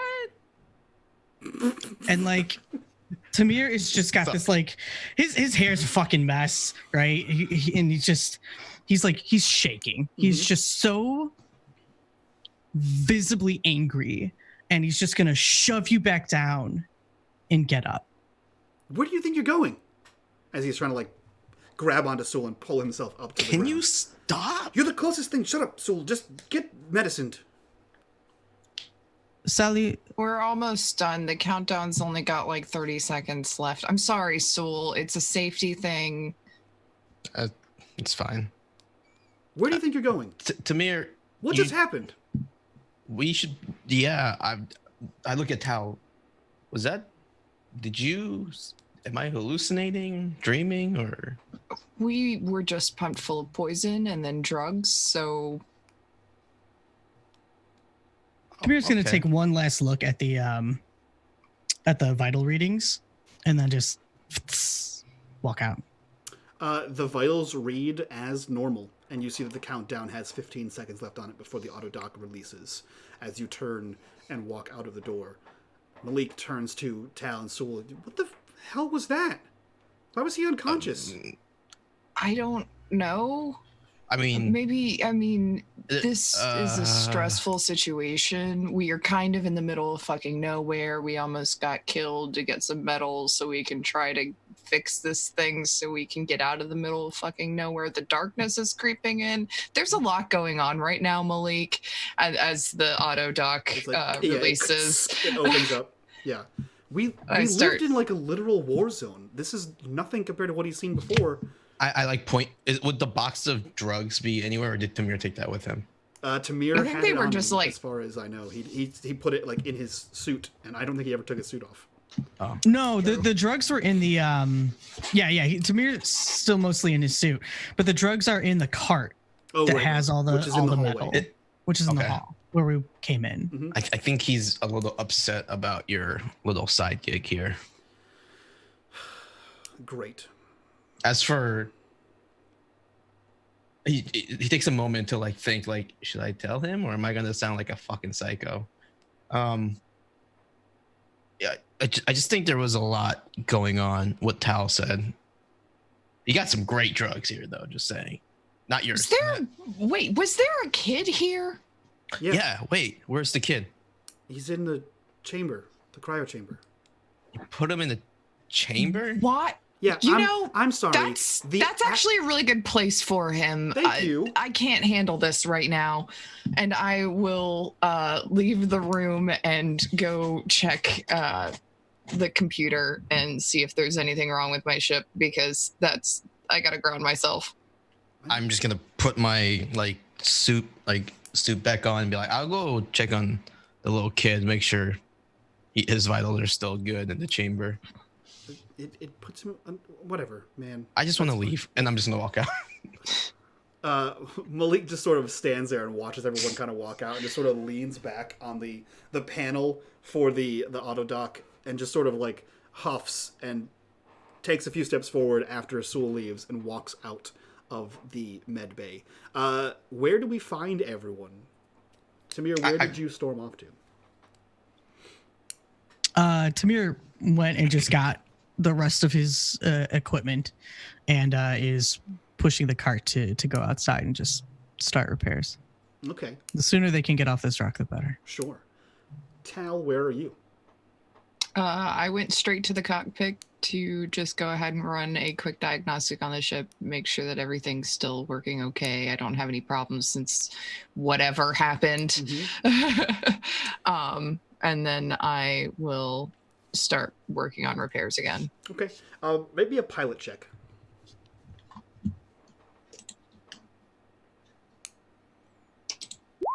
Okay. You easily navigate through the controls. You find that you find all the structural damage that Tamir had pointed out before. And now that you have like a moment to breathe and you're sort of going through the almost ritual of checking the diags of the Defiant, you have enough fuel to get you out of Atmo. You have enough fuel to make it back to the Taoan colonial satellite, the station that's here, and you have enough to jump back to Coriolis. Or to the next system over. You can either jump to the Kua system or you can jump to the Hamarar system. But you have all of the requirements to get home safe, minus fixing the ship. And from what you can tell, what you guys grabbed, what you found in there, you should have enough metal, some scrap, to get you fixed enough to be flight worthy. As you're going through these checks, it does sort of ring in your head that those creatures that you fought off may still be out there, but that's a problem for later.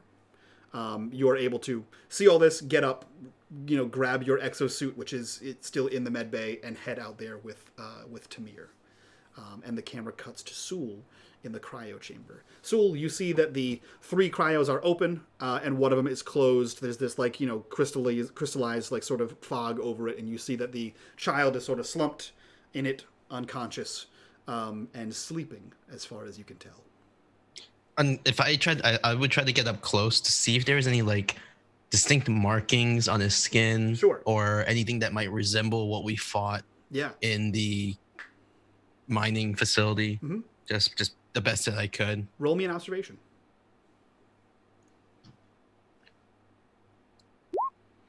You look down through the cryotube, and it's got like this weird like blue sort of condensation film to it, right?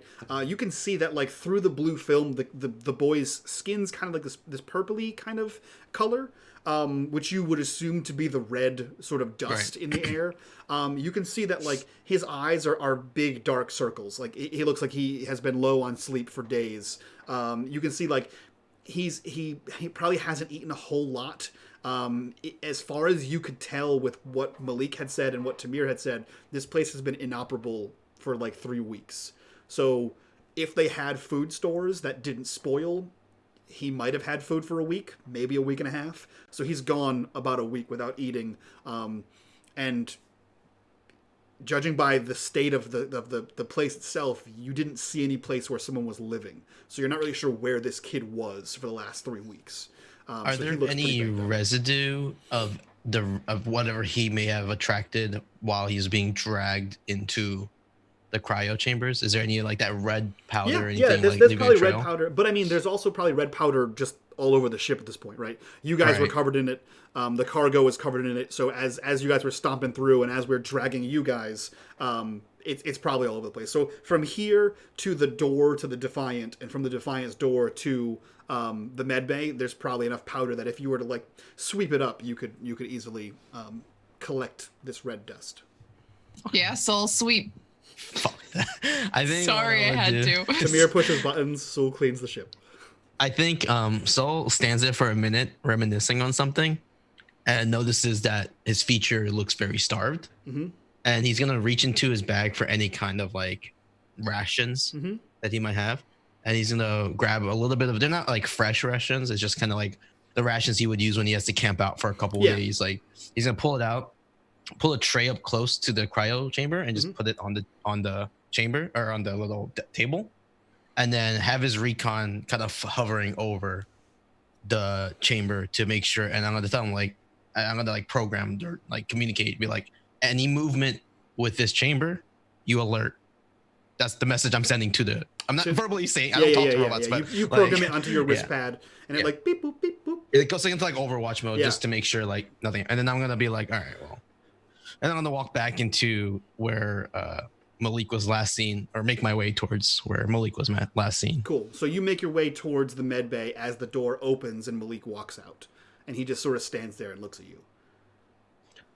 So, that was kind of wild. Which part? I didn't know your brother has such a good hook. He's in an exosuit. I don't know, man. It's pretty good form. Kind of get your ass kicked right there. I was on the ground. He was on top of me.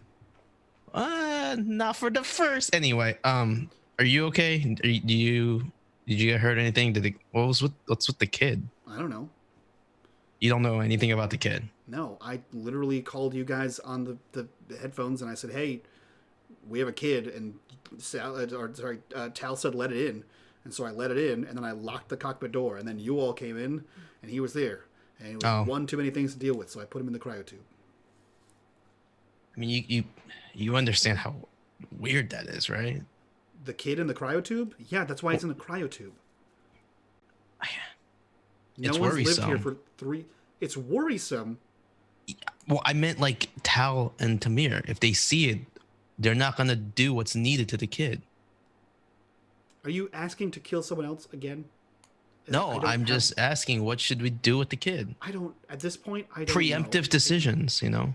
Space it? I don't know, man. It's been here for 3 weeks. I don't know what it is. I don't know if it's a kid. I mean, I think we should just make sure he's okay at least first, right? I mean, just in case. I would kill it, but I'm just saying maybe we should make sure he's okay first. Bottom line is we have 4 cryotubes and 4 crew members. So right. There's not a lot of. We're gonna look after him, right? I don't know if you know how math works, man. Well, I'm just. Only 4 I'm of a little us. drugged up. I get it. Only 4 of us can make the jump back to Coriolis. He counts on his fingers. 1, 2. Oh shit. Yeah, there we go. So I mean, he's small. Like, can we share a tube? I'm pretty sure that's not how that works. That's a question for Tamir. I think we should drop him off at the station and call it a day. Okay, well. All right, if you're okay, I mean, should I go out help your brother and Tal, or do you want to go talk to him, or I don't really. I honestly, God, don't give a shit what we do. I don't know what to do. Me either.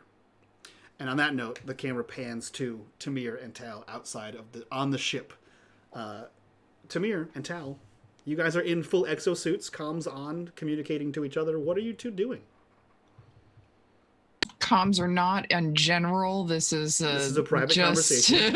This is a private conversation. Mm-hmm. Tal knows how to use her exosuit. Yeah. Fuck you. That was definitely an attack on me. I know what buttons to press. It was your first time using this particular model from this particular brand. Like, it's fine. But everyone's are a little different. I love how Tal's version is like, yes, also freaking idiot, and then Tamir's like the nice way of saying like it's okay, but realistically you're a moron. I think it really says more about Tamir and Tal than. Right. So the 2 of you are on the ship, magnetic clamps on your feet, welding. What are you doing? Mostly focusing. Conversation. Yeah, mostly working on the ship. But at one point, probably say, "Hey, thanks for not letting me die. I appreciate that." But there's something that you don't have to thank me for. I would hope that you do the same. Of course.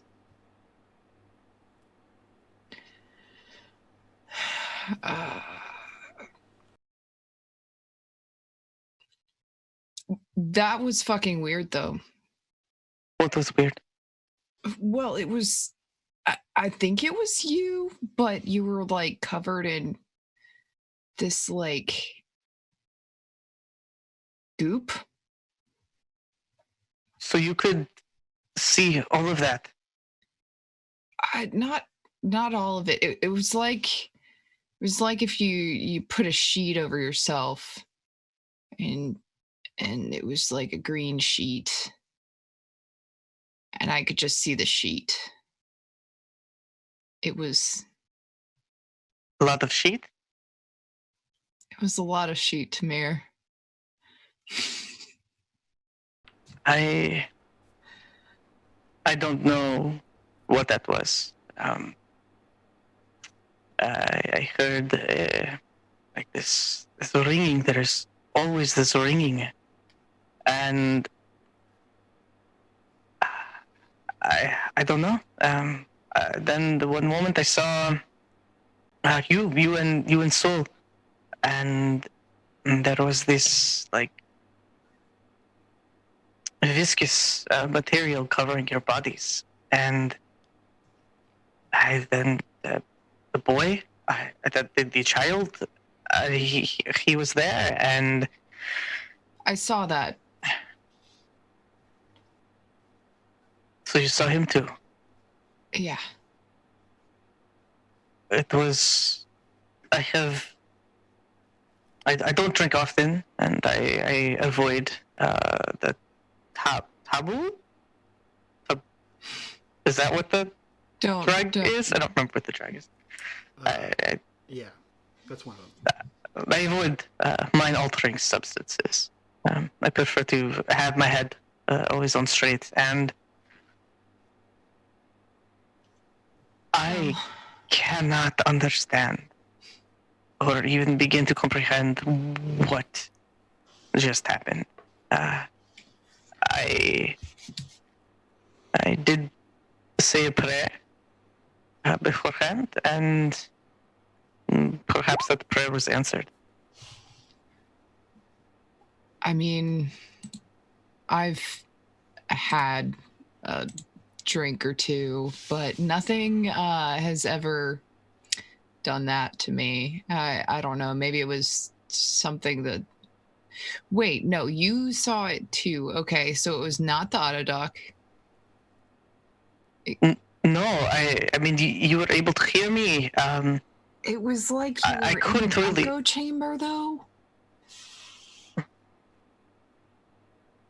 Your voice hurt my head for once. Yours were not that enjoyable. Soul was very, very loud in a very stressful situation. I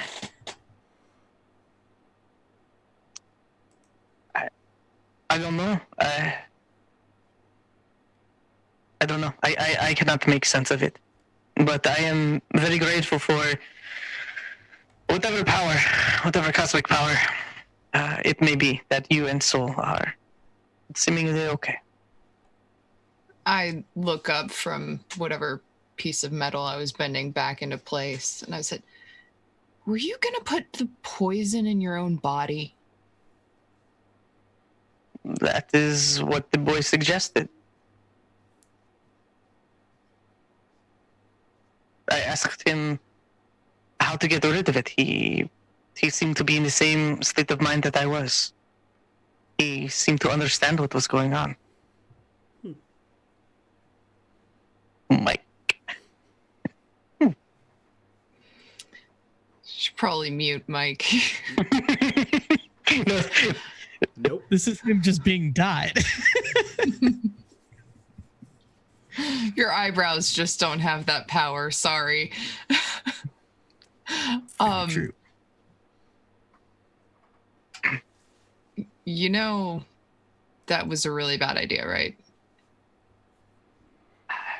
There could be this poison that is still all over the deck. It did not seem to be there after all of the events. Who's to say that it will not infect us again, or all of us, or spread? We don't understand it. We can't even process it, at least this way. Well, I can't fix this ship without you, so we can't go anywhere, do anything if you're not at 100%, Tamir. And we would have zero chance of getting anywhere without you. You have I to bet know you that can you are... pilot this ship. I don't even know how to drive. It is not a skill that was useful for me back then, back at home. And certainly not useful on Coriolis. Well, maybe it's time I teach you. With how dangerous my brother seems to want everything to be, that may not be a bad idea. Just as a precaution, I can teach you what I know here, just in case. Quick repairs, how to seal, how to do proper welding techniques. I'm watching. Not as fast as a learner as you are, but I'm okay with the welding tool. This is your ship. This is your home. You know how to take care of it far more than I would dare to say most other pilots. Well, any good pilot knows their ship inside and out. By the icons, that is the truth. Indeed. Nobody tell him. And as the mood is slightly leavened here, you hear this staticky hiss come across all comms as Malik is now sitting at the comm station in the center of the cockpit, and he says, intending to only talk to Tamir, but having rolled a 1, "Look, kid, we need to talk." And everyone hears this. I'm not talking to you right now. Well, you don't have a choice. I locked the comms. I don't care. I don't have to listen. I can hear you, but I don't have to listen. You literally have no choice. That's not how organs work. You can't not hear me. Yeah, neither can the rest of us. You can't. Shit. What? Tal, come on. I was enjoying that. Okay. They're Well, locked for you everyone. locked it. What? Shut up. They're locked for everyone. I don't care. You can't reach your stupid implant now. Fucking implant. Because you're in a spacesuit. So you have to listen. You have no choice. I'm listening. Shut up, Sewell. I'll take that as a yes. Look, it was a job. I don't have a choice. I do the jobs I'm told to do, and I get them done as quickly and as effectively as possible. Hey, Tamir, can you hand me that hammer, please? And then go ahead and hand the hammer over. Talon. Come on. What? We're working here. I'm trying to do a thing. They're trying to do a thing. Shut up, Sewell. Not the time. All right, I'll be quiet. Look, no one was supposed to... Shut up, man. Sorry. All right. Email your dad. Oh. Look, no one was supposed to get hurt. It wasn't about putting anyone in danger. Why are you here? I haven't seen you in like 2 months. Why did... Was it just by chance that you were in the market at the same time as me? That you bring this stranger to me, saying he is an employer, knowing that we need work? Technically, he brought me. But yes, it was all convenience. Coincidence. I needed any ship, and I had literally just got this job maybe 5 minutes before you ran into me. Any ship. Could have been any ship, but you decide to go with us. Listen, man, it was an easy mission. In and out. We weren't even supposed to come here. Who sent you? I don't know. I honestly don't know. That's bullshit. I know you know.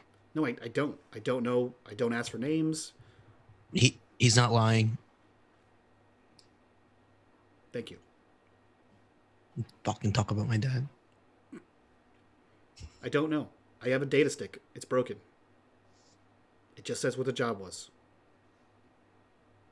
Come to the Taoan system, get this red fluid, bring it back. And who gives you these jobs?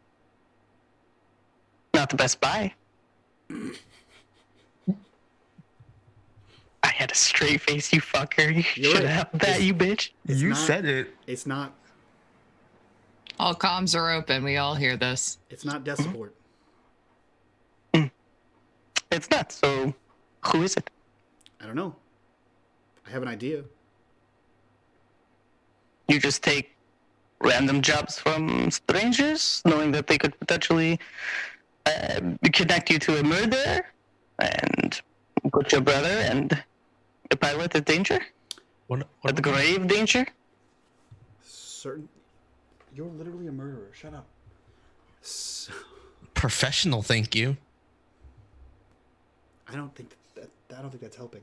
Talk to your brother. Don't look at me. You keep. Come here. I need to just hear it from you. Are you working for the syndicate? Yeah. I look at fuck.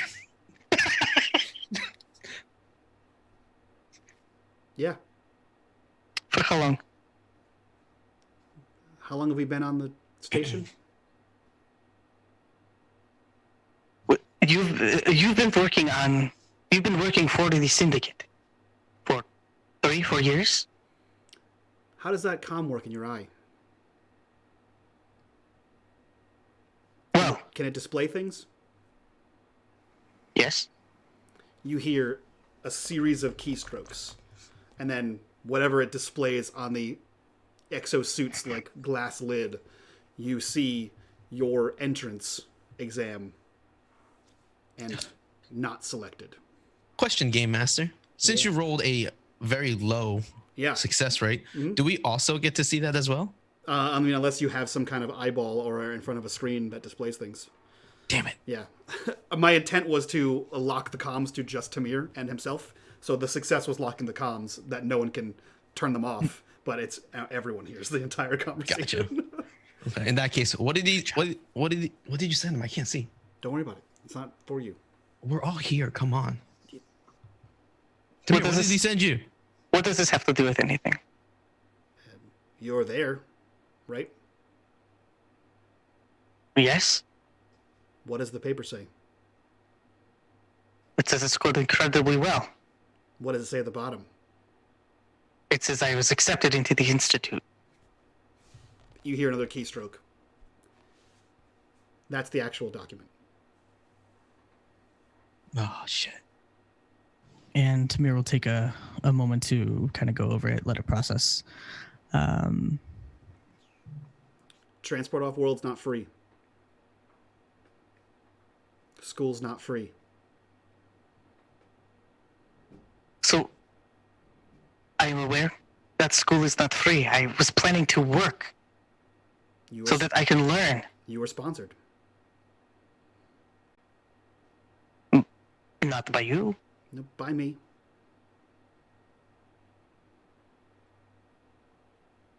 Tal has stopped working and is just studying Tamir's face.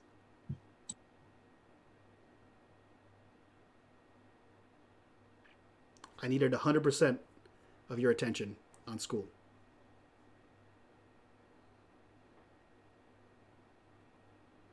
Why? You know how things went on Algol. You wanted to get off just as much as I did. Right, but there's a reason why we wanted to get off on Algol. Yeah, because it sucks. It's a horrible place. It did suck. But think of who we worked for. And think of what your jobs were. And think of what my jobs were. We were helping people. We were giving people voices. You were helping people. I was making sure you didn't get in any more trouble than we needed to be in. To put a roof over our head. Why? So you got irrigation mission. But why? Why is it on you to make those decisions for me? Who else would it be on? Me. I can make my own decisions. No. I'm not letting both of us go bad. It's one or the other. There was no going bad. Man, we worked for rebels. It wasn't good. Independent freedom fighters. That's, I guess, one way of calling it that. They killed people, man. Yeah, and so does the institution from Algol. Yeah, that's why they're both bad. Which is why we had to get off of there. We had to help those people. They helped us. No. They didn't really help us. They only helped us as long as we did what they asked for. But there's more to say than anybody else has helped us. Yeah, which is why we got off. and went to Coriolis. So that now you can throw away your life for the Syndicate. I mean, I'm not throwing it away for the Syndicate.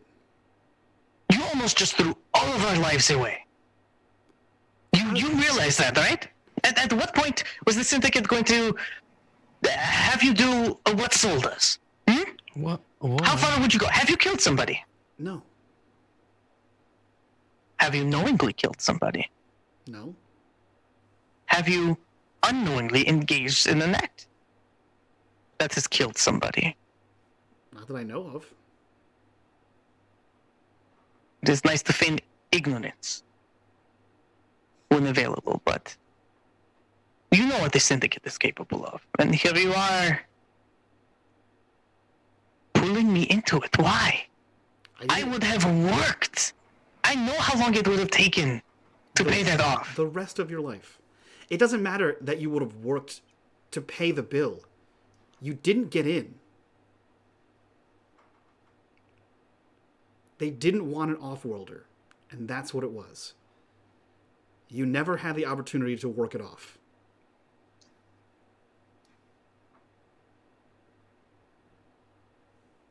I would have found a way. I would have spoken with them. I would have gone to the headmaster. I would have... You don't think I tried that? But you didn't ask me to try. You took that away from me. You submitted all the right paperwork, you did all the right tests, and they said no. I did what I thought was necessary to make sure it was a yes.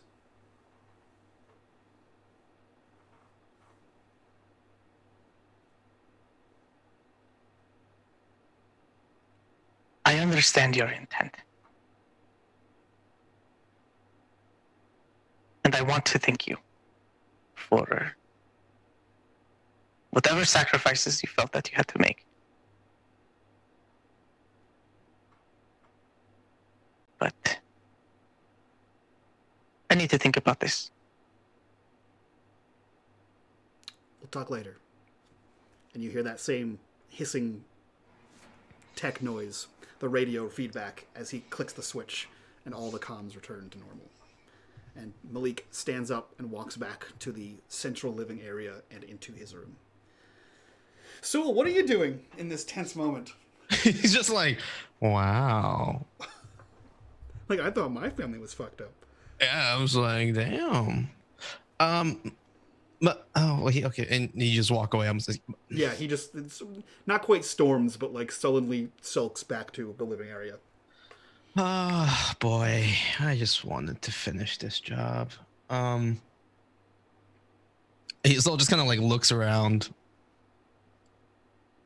just like picks up the helmet because he's not wearing the exosuit. He just picks it up that you were wearing and puts it on his head. No, he was using ship comms. Oh, okay. Then I'm just gonna pick up one and I'm just gonna like poke random buttons trying to communicate. Hello.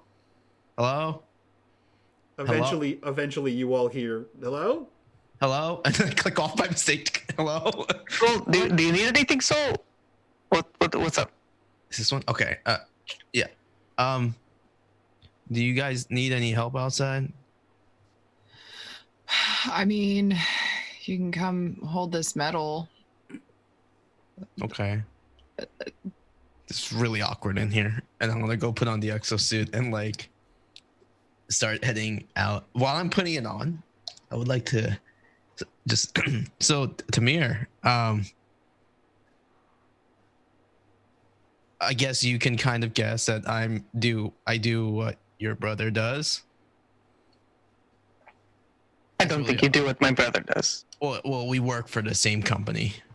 That was so much shade. Holy shit. Jesus. Tamir is getting so many points right now. That was I don't think you do what my brother does. I mean, he's not wrong. I don't. If you have any questions or need clarification, I don't really care for him, but it sounds like he was just trying to do what's right. I don't think that you need to be putting your nose into our family business, but thank you for your words. Really, I think in the situation we're in, you're probably right, and I'm just gonna turn off the comm. Ironically, he somehow gets it correctly that time. He knows what the off button is. It's the on that's a struggle. It was so hard not to ask about the sex suit. You want to bring family shit up? Yikes. Let's throw.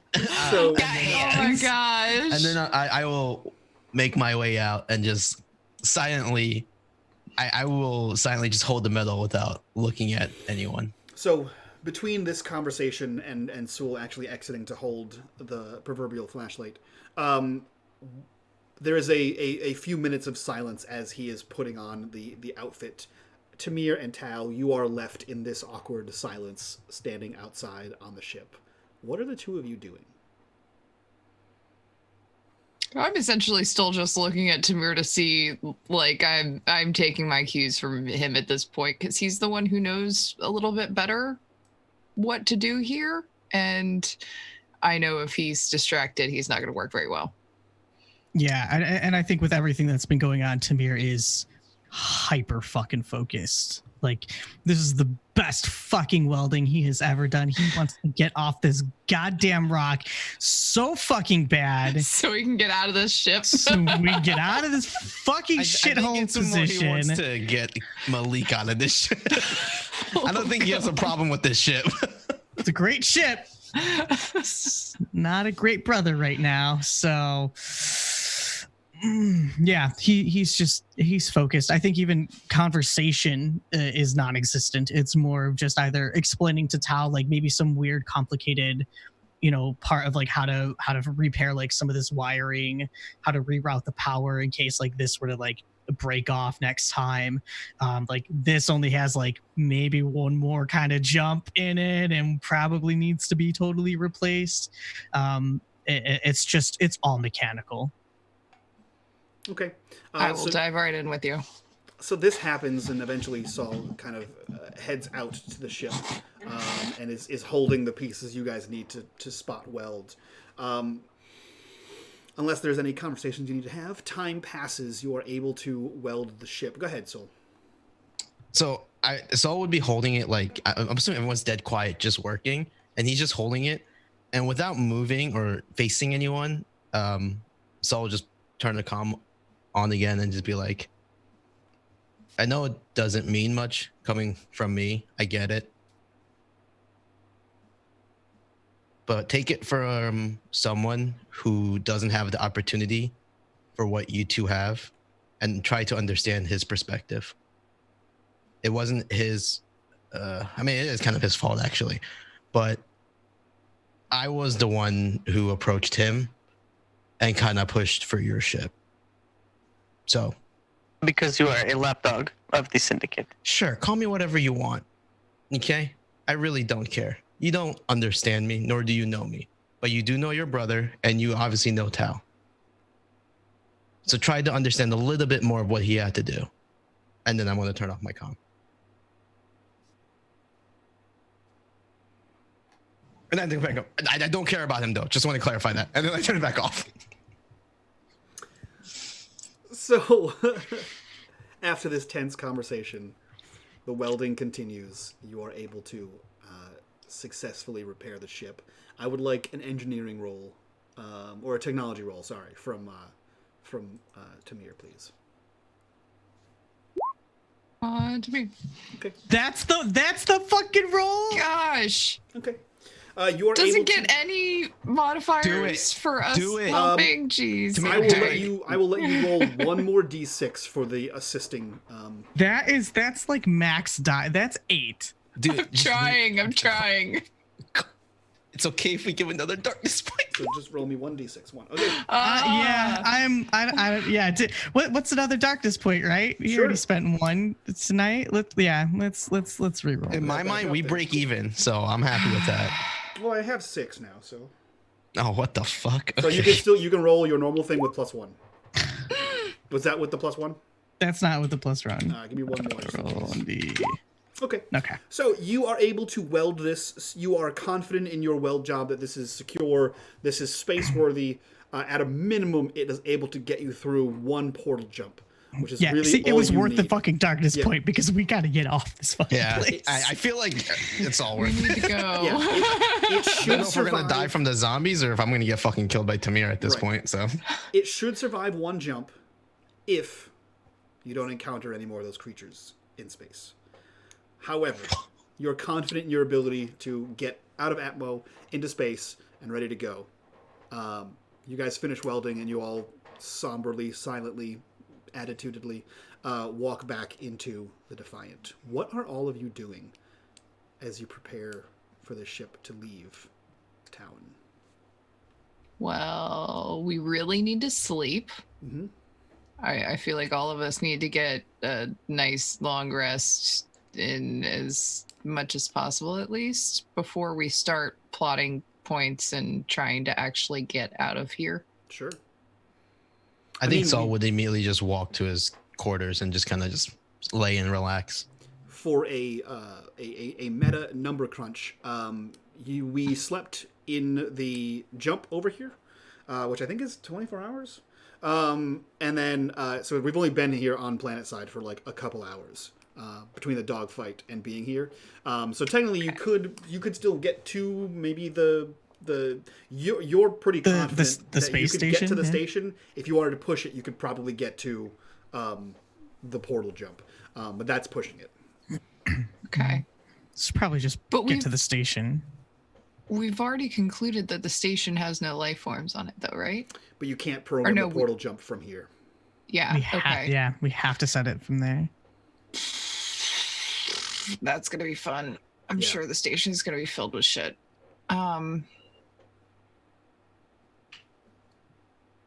Yeah, well, I guess let's just get to the station then. I'm gonna pray to the traveler before I get in that cockpit. Okay. So one prayer gives you a +1. Okay. So you're hopping in the cockpit, ready to rock and roll. Tamir, what are you doing? As the moment you've walked on to whatever you're doing now, Malik has not been visible. Okay. I think Tamir is going to go head into the trauma bay. Mm-hmm. Is the talisman still on the ground It from is. where it rolled out of his hand? Mhm. I'd like to take it. You do. You pick it up. And again, as soon as you reach down to pick it up, you hear that same sort of like, it's no longer like a high-pitched kind of noise. It's in between that and between the bells you heard before. It's like this weird, like tingy kind of almost out of tune bell. Okay. I'll just have to pocket it for now because Sure. we're about to lift off. Yeah. Do you head back to the cockpit to run engineering checks? Yes. Yeah. Okay. So what are you doing? As far as you know, there have been no alerts. There have been no messages from your droid. And it seems to be just babysitting this unconscious kid. I would probably just walk over to glance at it. Kind of stand there for a minute, reminiscing on something again, and then again just walk back and wait until I'm needed. Okay. Just around the common area. Like I'm just patrolling back, like common area, go back to my room, get bored, come back to common area, get really awkward and bored, go back to my room and just. Okay. So you kind of pace meandering around the ship. Malik does not appear. He seems to be... You've seen him as you're pacing around. His door is most of the way closed, and from what you can see walking by, he's in his room. Sulking, perhaps? I don't know. Tal and Tamir, you begin pre-flight checks. Everything seems to be going smoothly. There's a few alerts, but they're to be expected based on the patch job you did on the outside of the ship. It's obviously not in tip-top shape, but it's seen better and worse days.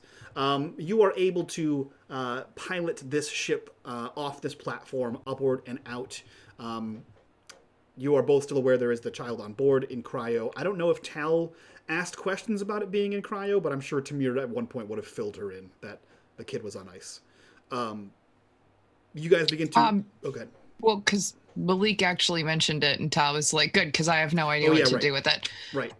You're right. Tal doesn't know what to do with children either. Fair. So you begin to take off and head towards the Taoan satellite. I'd like a pilot check from you, Tal. You have a +1 for praying to the traveler. Oh, God. Where is it? There it is. Ah, yes! Critical success. Perfect. Yeah, this thing takes off. Actually, describe how amazing your flying is as you navigate towards the Taoan space station.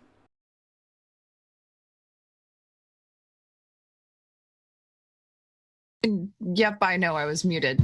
Freaking muted. So essentially Tal is just fully immersed herself in the controls of this ship.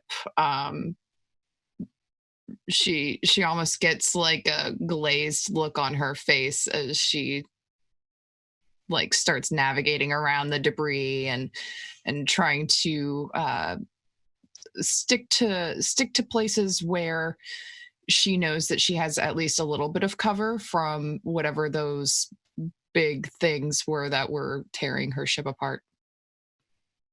You are incredibly attentive as you're sort of maneuvering around. You are looking out for all these, like you said, asteroids, debris, that kind of thing. And you don't actually see any of these, whatever the hell these creatures were, as you deftly maneuver towards the Taoan space station. Sul, you sort of pace back and forth, watching things kind of go, ready to jump on the guns in case something goes down. Tamir, you're making sure levels are steady, ready to rock and roll, that all of the tears are holding, all the patch jobs are still firmly in place as you pilot this bucket of bolts through space. The journey is quite smooth, and you are able to dock with the Taoan space station. The first thing you notice that is amiss, Tal, is that when you request a docking bay and you give your issuance codes, there is no response back to you. You are not given a docking bay. The comms stay dead. No one responds, and so you are left to choose your own docking bay and do it manually. That being said, I would like another pilot roll from you. Great. Do I still get the +1 from praying? Yeah. Okay. Perfect. Another success. You easily locate an open docking bay. There are a few ships on here, which makes it strange that you didn't hear anything back from these people. And you are able to dock the ship into this Taoan. And most of the satellite, these stations look relatively similar. This one takes on the same kind of general shape of the Hamura station, maybe different interior layout. But you are able to pull into the bay here and land your ship properly. As you have a sigh of relief that there was no attack. Nothing, no Bakur, no undead spacers seem to leap out at the ship and try to attack you. Everything seems to be going smoothly. What are you all doing? Except for the radio silence. Well, I didn't get any clearances or anything like that. No one's answered me at all. So either they're hostile here or they're all dead. I think it is safe to assume that they are no longer with us. But I would also be very cautious that there may be more of those Bakor. So, we will need your professional expertise. Saul does not respond, but he gets up from his chamber and starts making his way towards like the exosuit area and starts readying up, and then he'll press the button. Ready whenever. It works first time. He seems to have learned. So hey, you learned which button to press. And at that time, he messes up and presses the wrong button. I spoke too soon. You just hear like Morse code. So are the three of you headed off the ship and onto the space station? No, we should probably do what we did before and have the reconnaissance drone. Yeah. Do a little scouting first. Yeah. I would also like to Tamir, why don't you run a scan and see if there's anyone living here? I Or- can recalibrate for biological or other life we were able to detect. We have a gonna- signature, right, from those other weird fucking military creatures from the Ghazali. Yes, correct. Roll me a science. While he does that, I would actually like to walk towards Malik's door and bang on this door. Yeah, you bang on it and it opens up. What? Are you gonna help scan this thing, or are you just gonna stay in your room? Scan what? The space station? Yeah. Keep eyes out like you did before. Yeah, sure, whatever. And he gets up and walks to the cockpit and sits in that central. My, oh my, temperamental. Okay. I'm gonna walk towards the door. So you ready yourself at the door. Tamir, you scan. You see that there is atmosphere here. It is breathable. You don't need your exosuits. There is no gas venting out of anywhere. And there are no life forms. Okay, I will go ahead and relay that information. Although the exo shell is a little more of protection, just in case. Sure. So you all have the information that there is no. There is likely an awkward, tense moment where Tamir and Malik pass each other in the hall as Malik heads towards the cockpit, and Tamir heads towards the bay door. I think Malik just looks at you, and just keeps going, unless you stop him. Tal, what are you doing? All scans have come back exactly how you would expect. I will put on my exosuit because everything's unpredictable here. And Good call. I will make sure I have both of my pistols and say, well, Malik, you know what to do. Let us know if you find anything that we should know about. You got it. So just to clarify, is it me, Tamir, and Tal that are gonna venture off? Yep. Tamir is going to protest that or contest that. Okay. Oh. We kind of had this conversation already. There is nobody who can pilot this ship. I think you need to stay here. I look at Tamir for a minute. And I just like, oh. Can you fly, so? Oh no, I can't. Good. Neither can I. Stay here, be extra eyes with Malik, okay? Saul's just like, just do whatever you want. I don't care. He's proven he's been very good at what he does. We'll be okay. Tamir, the only reason why you came back without any bites is because there were two people protecting you. She has a point. I whisper towards Tamir. So if I'm staying, then Malik is going. Ooh, won't that be And fun? I don't know if either of you want that. Right now we have a much greater obligation to return safely back to Coriolis than whatever type of blood is between us right now. At that point, Saul kind of steps forward. Actually, I think it'd be better if Malik did come. He has expertise in comms, controls, and this is a station. We might need someone that can hack in and figure out if something did happen. We need someone to record it and have it sent here. No offense, Tal. I'm sure you're capable, but I don't think you can. And I look at Tamir, do what he does. You're not wrong. So it's settled. And then I press the comm a couple times. Fucking shit. Tamir, I mean Malik. Sorry, brothers. Malik, I need you to put on the exosuit and come on down. Why? Because we want to go home and we want to finish this fucking mission. And I'm sick of this shit. And I want to get it done quickly. And you're probably the best person to get the data that we need. Great. I'll be down in a second. Yes. And yes. he begins to put on the spare exosuit on the ship. Tal, you have been released of duty, at least from this. Where do you head first? First, I'm going to essentially set a timer for Sally to start scanning every minute or two to see if anything changes in the composition of the area around us, whether it's new life forms are detected or anything starts lighting up in any way, power surges or anything like that. Then I'm going to head over to the room where the kid is. Okay. Because Tal's very curious as to what this kid is doing on her ship.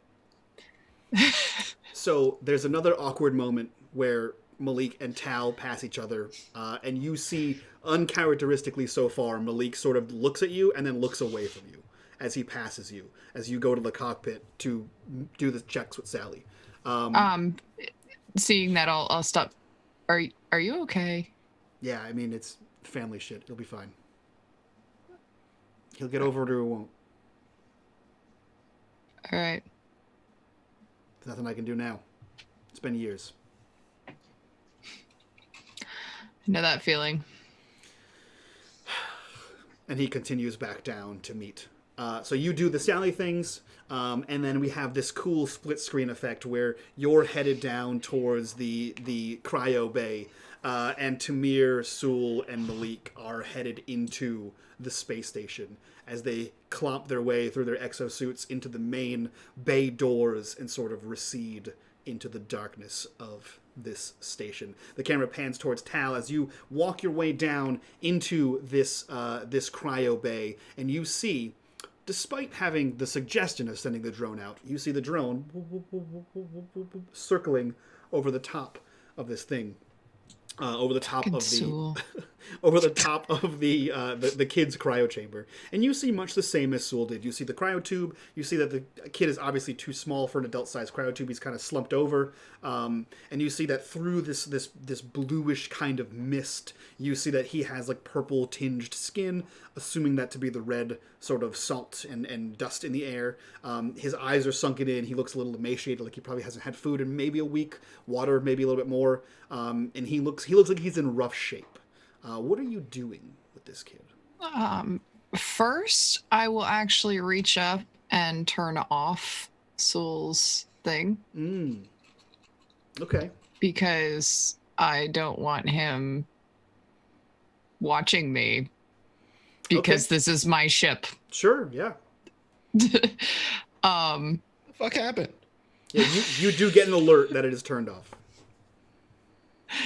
Though you probably would have seen Tal come in and turn it off. Oh yeah. If you were paying attention. Yeah.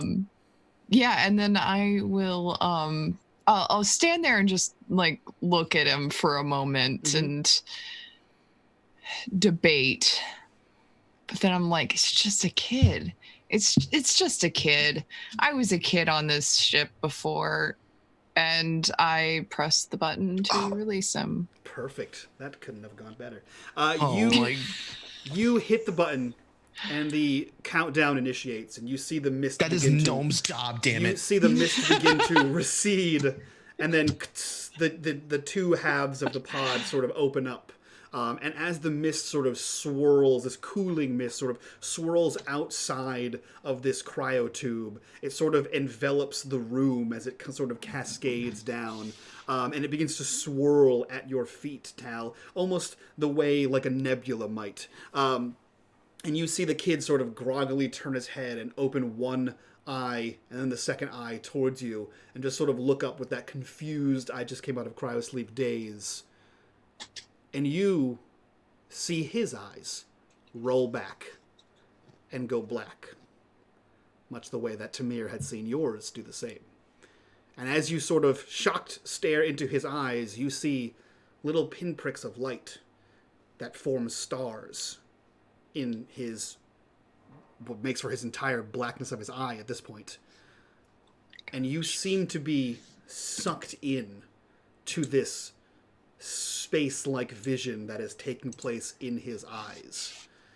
And as you feel yourself sucked in, you are floating in this sort of nebulous space where it is vastly dark in every direction that you can see, and there are twinkling stars of various sizes, gas giants. You see a little red star in the distance, and you know these are planets, and you know that everything around you is what you're used to traveling in, the vast darkness of space. But one by one, you see them blink out, as if someone erased them. Blink, blink. And slowly, they all fade to black. And you are in abject darkness.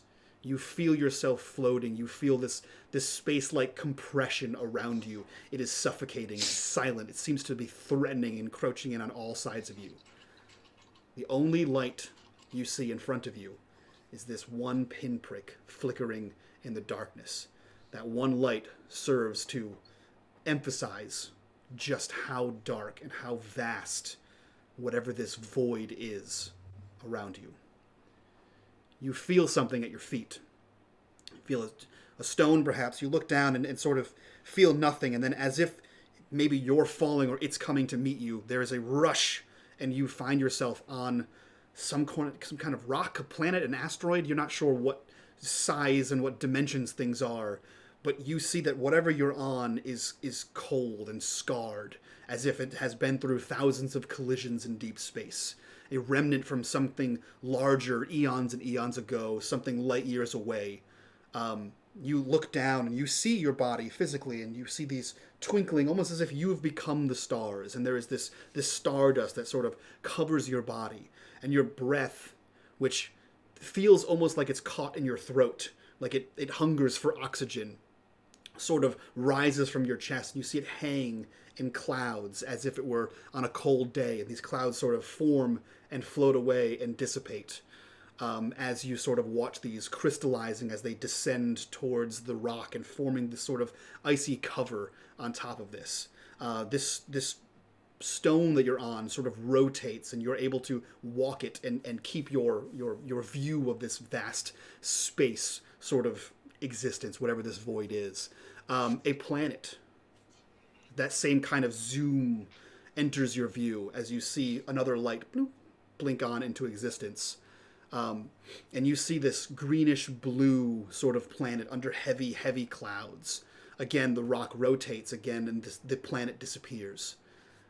You see it again return into view as this planet as this stone you're on continues to move. You see this blue-green planet, what it once was, is now raging eternal storms plaguing the surface. There's a single black monolith, this stone structure protruding up through the clouds, reaching up almost into the atmosphere, into the stars itself. You see lightning seems to be emanating and converging on whatever this monolith is, just sort of scattering around the planet. And all at once, the storms subside. And for a moment, there seems to be peace. And as you sort of watch this peaceful rendition of whatever the life cycle of this planet is, perhaps, there's an intense explosion, a violent discharge, releasing lightning bolts in every direction, headed directly towards your rock, whatever you're floating on. The stone you're standing on shatters to dust and falls out of orbit and disintegrates into the atmosphere as you hold on to one of the larger fragments of whatever this is, clawing at the frozen rock until your fingers bleed frozen black bubbles of blood onto the stone. You have arrived at your journey's end to face the Icon's judgment. But you find that you aren't alone. A small child floats next to you. Boy, covered in red dust, sunken in eyes, looking emaciated. You can see them look down at you, and they mouth words. You can't hear them, and it's hard to make out the shape of what they say. The child looks at you again, looks back into that one pinprick of light in the distance, looks back to you, and smiles.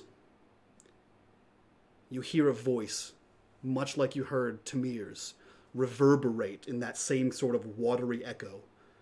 And you see the child looking at you again with that same smile. And you hear around you in space, in your head, echoing through your very bones, everything will be all right. The clouds of the planet below you begin to part, and the planet's greens and blues sort of stun you with just how sharp contrast they are to the vast darkness around you. The stars begin one by one, blink, blink, blink, blink. They all begin to come back, and you suddenly know that the child is right, and you let go of your rock. Instead of falling, you softly enter low orbit around the planet, descending, as serenity fills your soul, as you hear the stars sing to you a translucent, primordial symphony. The same sound that Tamir heard when he heard the bells coming from your talisman. And as your body slumps to the ground inside the Defiant, the drone whirs back to life. And Sul, you hear sirens going off, whip, whip, whip, whip, klaxons, as your alarm has been triggered. Your camera turns on, pans towards the tube, and you see that the child is gone. And Tal lays crumpled on the ground. And that is where we end tonight's episode of The Void.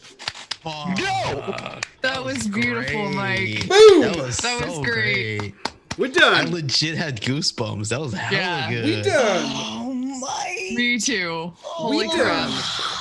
Well, I guess we won't explore the station. Well, that was episode 8, The Void. Episode 8 was called The Messenger. Now you know why. Oh shit! Are you sure it wasn't like the feeling of complete emptiness? Yeah, that's what it was also. I That was took really over good. as GM here for Dot, who was sick and or working. She'll be back with us next week to deal with We whatever. see you in chat, Dot. We We do. love you. We do. We miss you. We miss you, Dot. Dot will be back next week to deal with whatever the ramifications that I have done today. Dot, you have a total of 1, 2, 3. You have 3 darkness points. Zero. What do you mean? You used 19 of them. I used 4 of the 6 you gave me, and then you guys added 1 more. So you have 3 new darkness points for you next week, Dot. Yeah, that was it, guys. So let's go around, do our introductions, and we'll get the hell out of here so you guys can unpack whatever that was. We'll start with also for narrative reasons, just so you all know, Tal, aka Aris, is not going to be here next week, which is why she is unconscious. Also narrative fun times, but we will be down 1 next week, so we'll see how that plays out. Speaking of which, Aris, who are you? Where can we find you on the internet, and what are you up to? Hello, I'm Eris Savad. I do a lot of things, so bear with me. First of all, I make stuff. You can find the stuff I make at erissavad.com. If you're interested in all the ridiculous amounts of RPGs I play, and there's a lot of them, you can check out backlog of all the videos I'm collecting also on my website. If you want to see everything else I do, which is hooping and crafting and games, you can follow me on Twitter at Eris_Savad. And that was the fastest I've ever done on that. Sweet. We'll jump over to Paul. Who are you? Where can we find you on the internet, and what are you up to? Hey, what up? Okay, hi. My name is Paul, aka at N1123. You can find me on Twitter at N1123. We just had our first good audio test for the podcast that me and my girlfriend are going to be doing. It's a one-on-one podcast called Athena's Odyssey. It's a light-hearted, enjoyable journey of an elf as she explores and discovers herself. So you can catch that soon. But yeah, other than that, I had a fun time. It was really dope. Love the drama, but I also love the resolutions. So yeah, that's it. What is that Twitter that we can all go follow right now? With Athena's Odyssey. At Athena's Odyssey on Twitter. Yeah. Go follow that right now. With that, we'll turn things over to someone else who has another new podcast coming out. Gnome, who are you? Where can we find you on the internet, and what are you up to? I like how you just have to continuously remind me to plug the thing that I do. got you. Thanks. I appreciate it, Yep. bruh. My name is Gnome. You can find me on Twitch, Twitter, and Instagram, and I am all over the internet doing all sorts of TTRPG things. Obviously being here, very spacey, every Thursdays with unMadeGaming and all the wonderful folks here tonight, as well as, oh my god, what am I doing? Wednesdays new show. You can catch me over on Scraticus Academy. Super excited. We are going to go on a crazy Feywild adventure. And little it be known, the Feywild is my favorite fantasy setting. So I am very stoked for this campaign. Cannot wait. I also have a podcast that's going to be coming out, same setting with Coriolis. It's called We Never Left, and we've got a great fun cast. They're currently working on building their characters. We finally got scheduling done, and we should be recording sometime in March. So very, very, very excited for that. It's a project that I've been wanting to do since this time last year. So super stoked for that. And yeah, I think that's it right now. There's probably other stuff coming up, but that's it right now. Let me see if I can get this right. Hi, I'm Little Red Dot. You can find me on Twitch and Twitter as little_red_dot. You can find me over on Discord on the Dot Lot. We play games on Tuesdays. And also you can find me on Saturdays on Roll For It. I'm pretty sure it's Tuesdays, right? It's Sundays. It's Sundays. When's Heim? Mm-hmm. Heim is thank you. Heim is Tuesdays. Yeah, see, I know. I'm Little Red Dot. You can find us next week for Heim, where we're going to be playing some Viking. What time? At 7:30 p.m. Eastern time. We are playing North Sea Epilogues at 8 p.m. Eastern Thank time you. Nailed on Little Red Dot's channel. You can find me there. He tried. Newwig Hootis. You can also find me on North by Northwest. It's a podcast. Go check that out. Speaking of podcasts, I'm back to being Mike again. If you guys haven't checked out the Dark Fortunes podcast, please go do that. Follow us on all social media at Dark Fortunes Pod. It's a D&D 5e podcast set in the Humblewood world that we've completely changed and made about pirates, which is super awesome. That's it. That's all I got. We're going to get the hell out of here, guys. We'll see you next week. Bye-bye.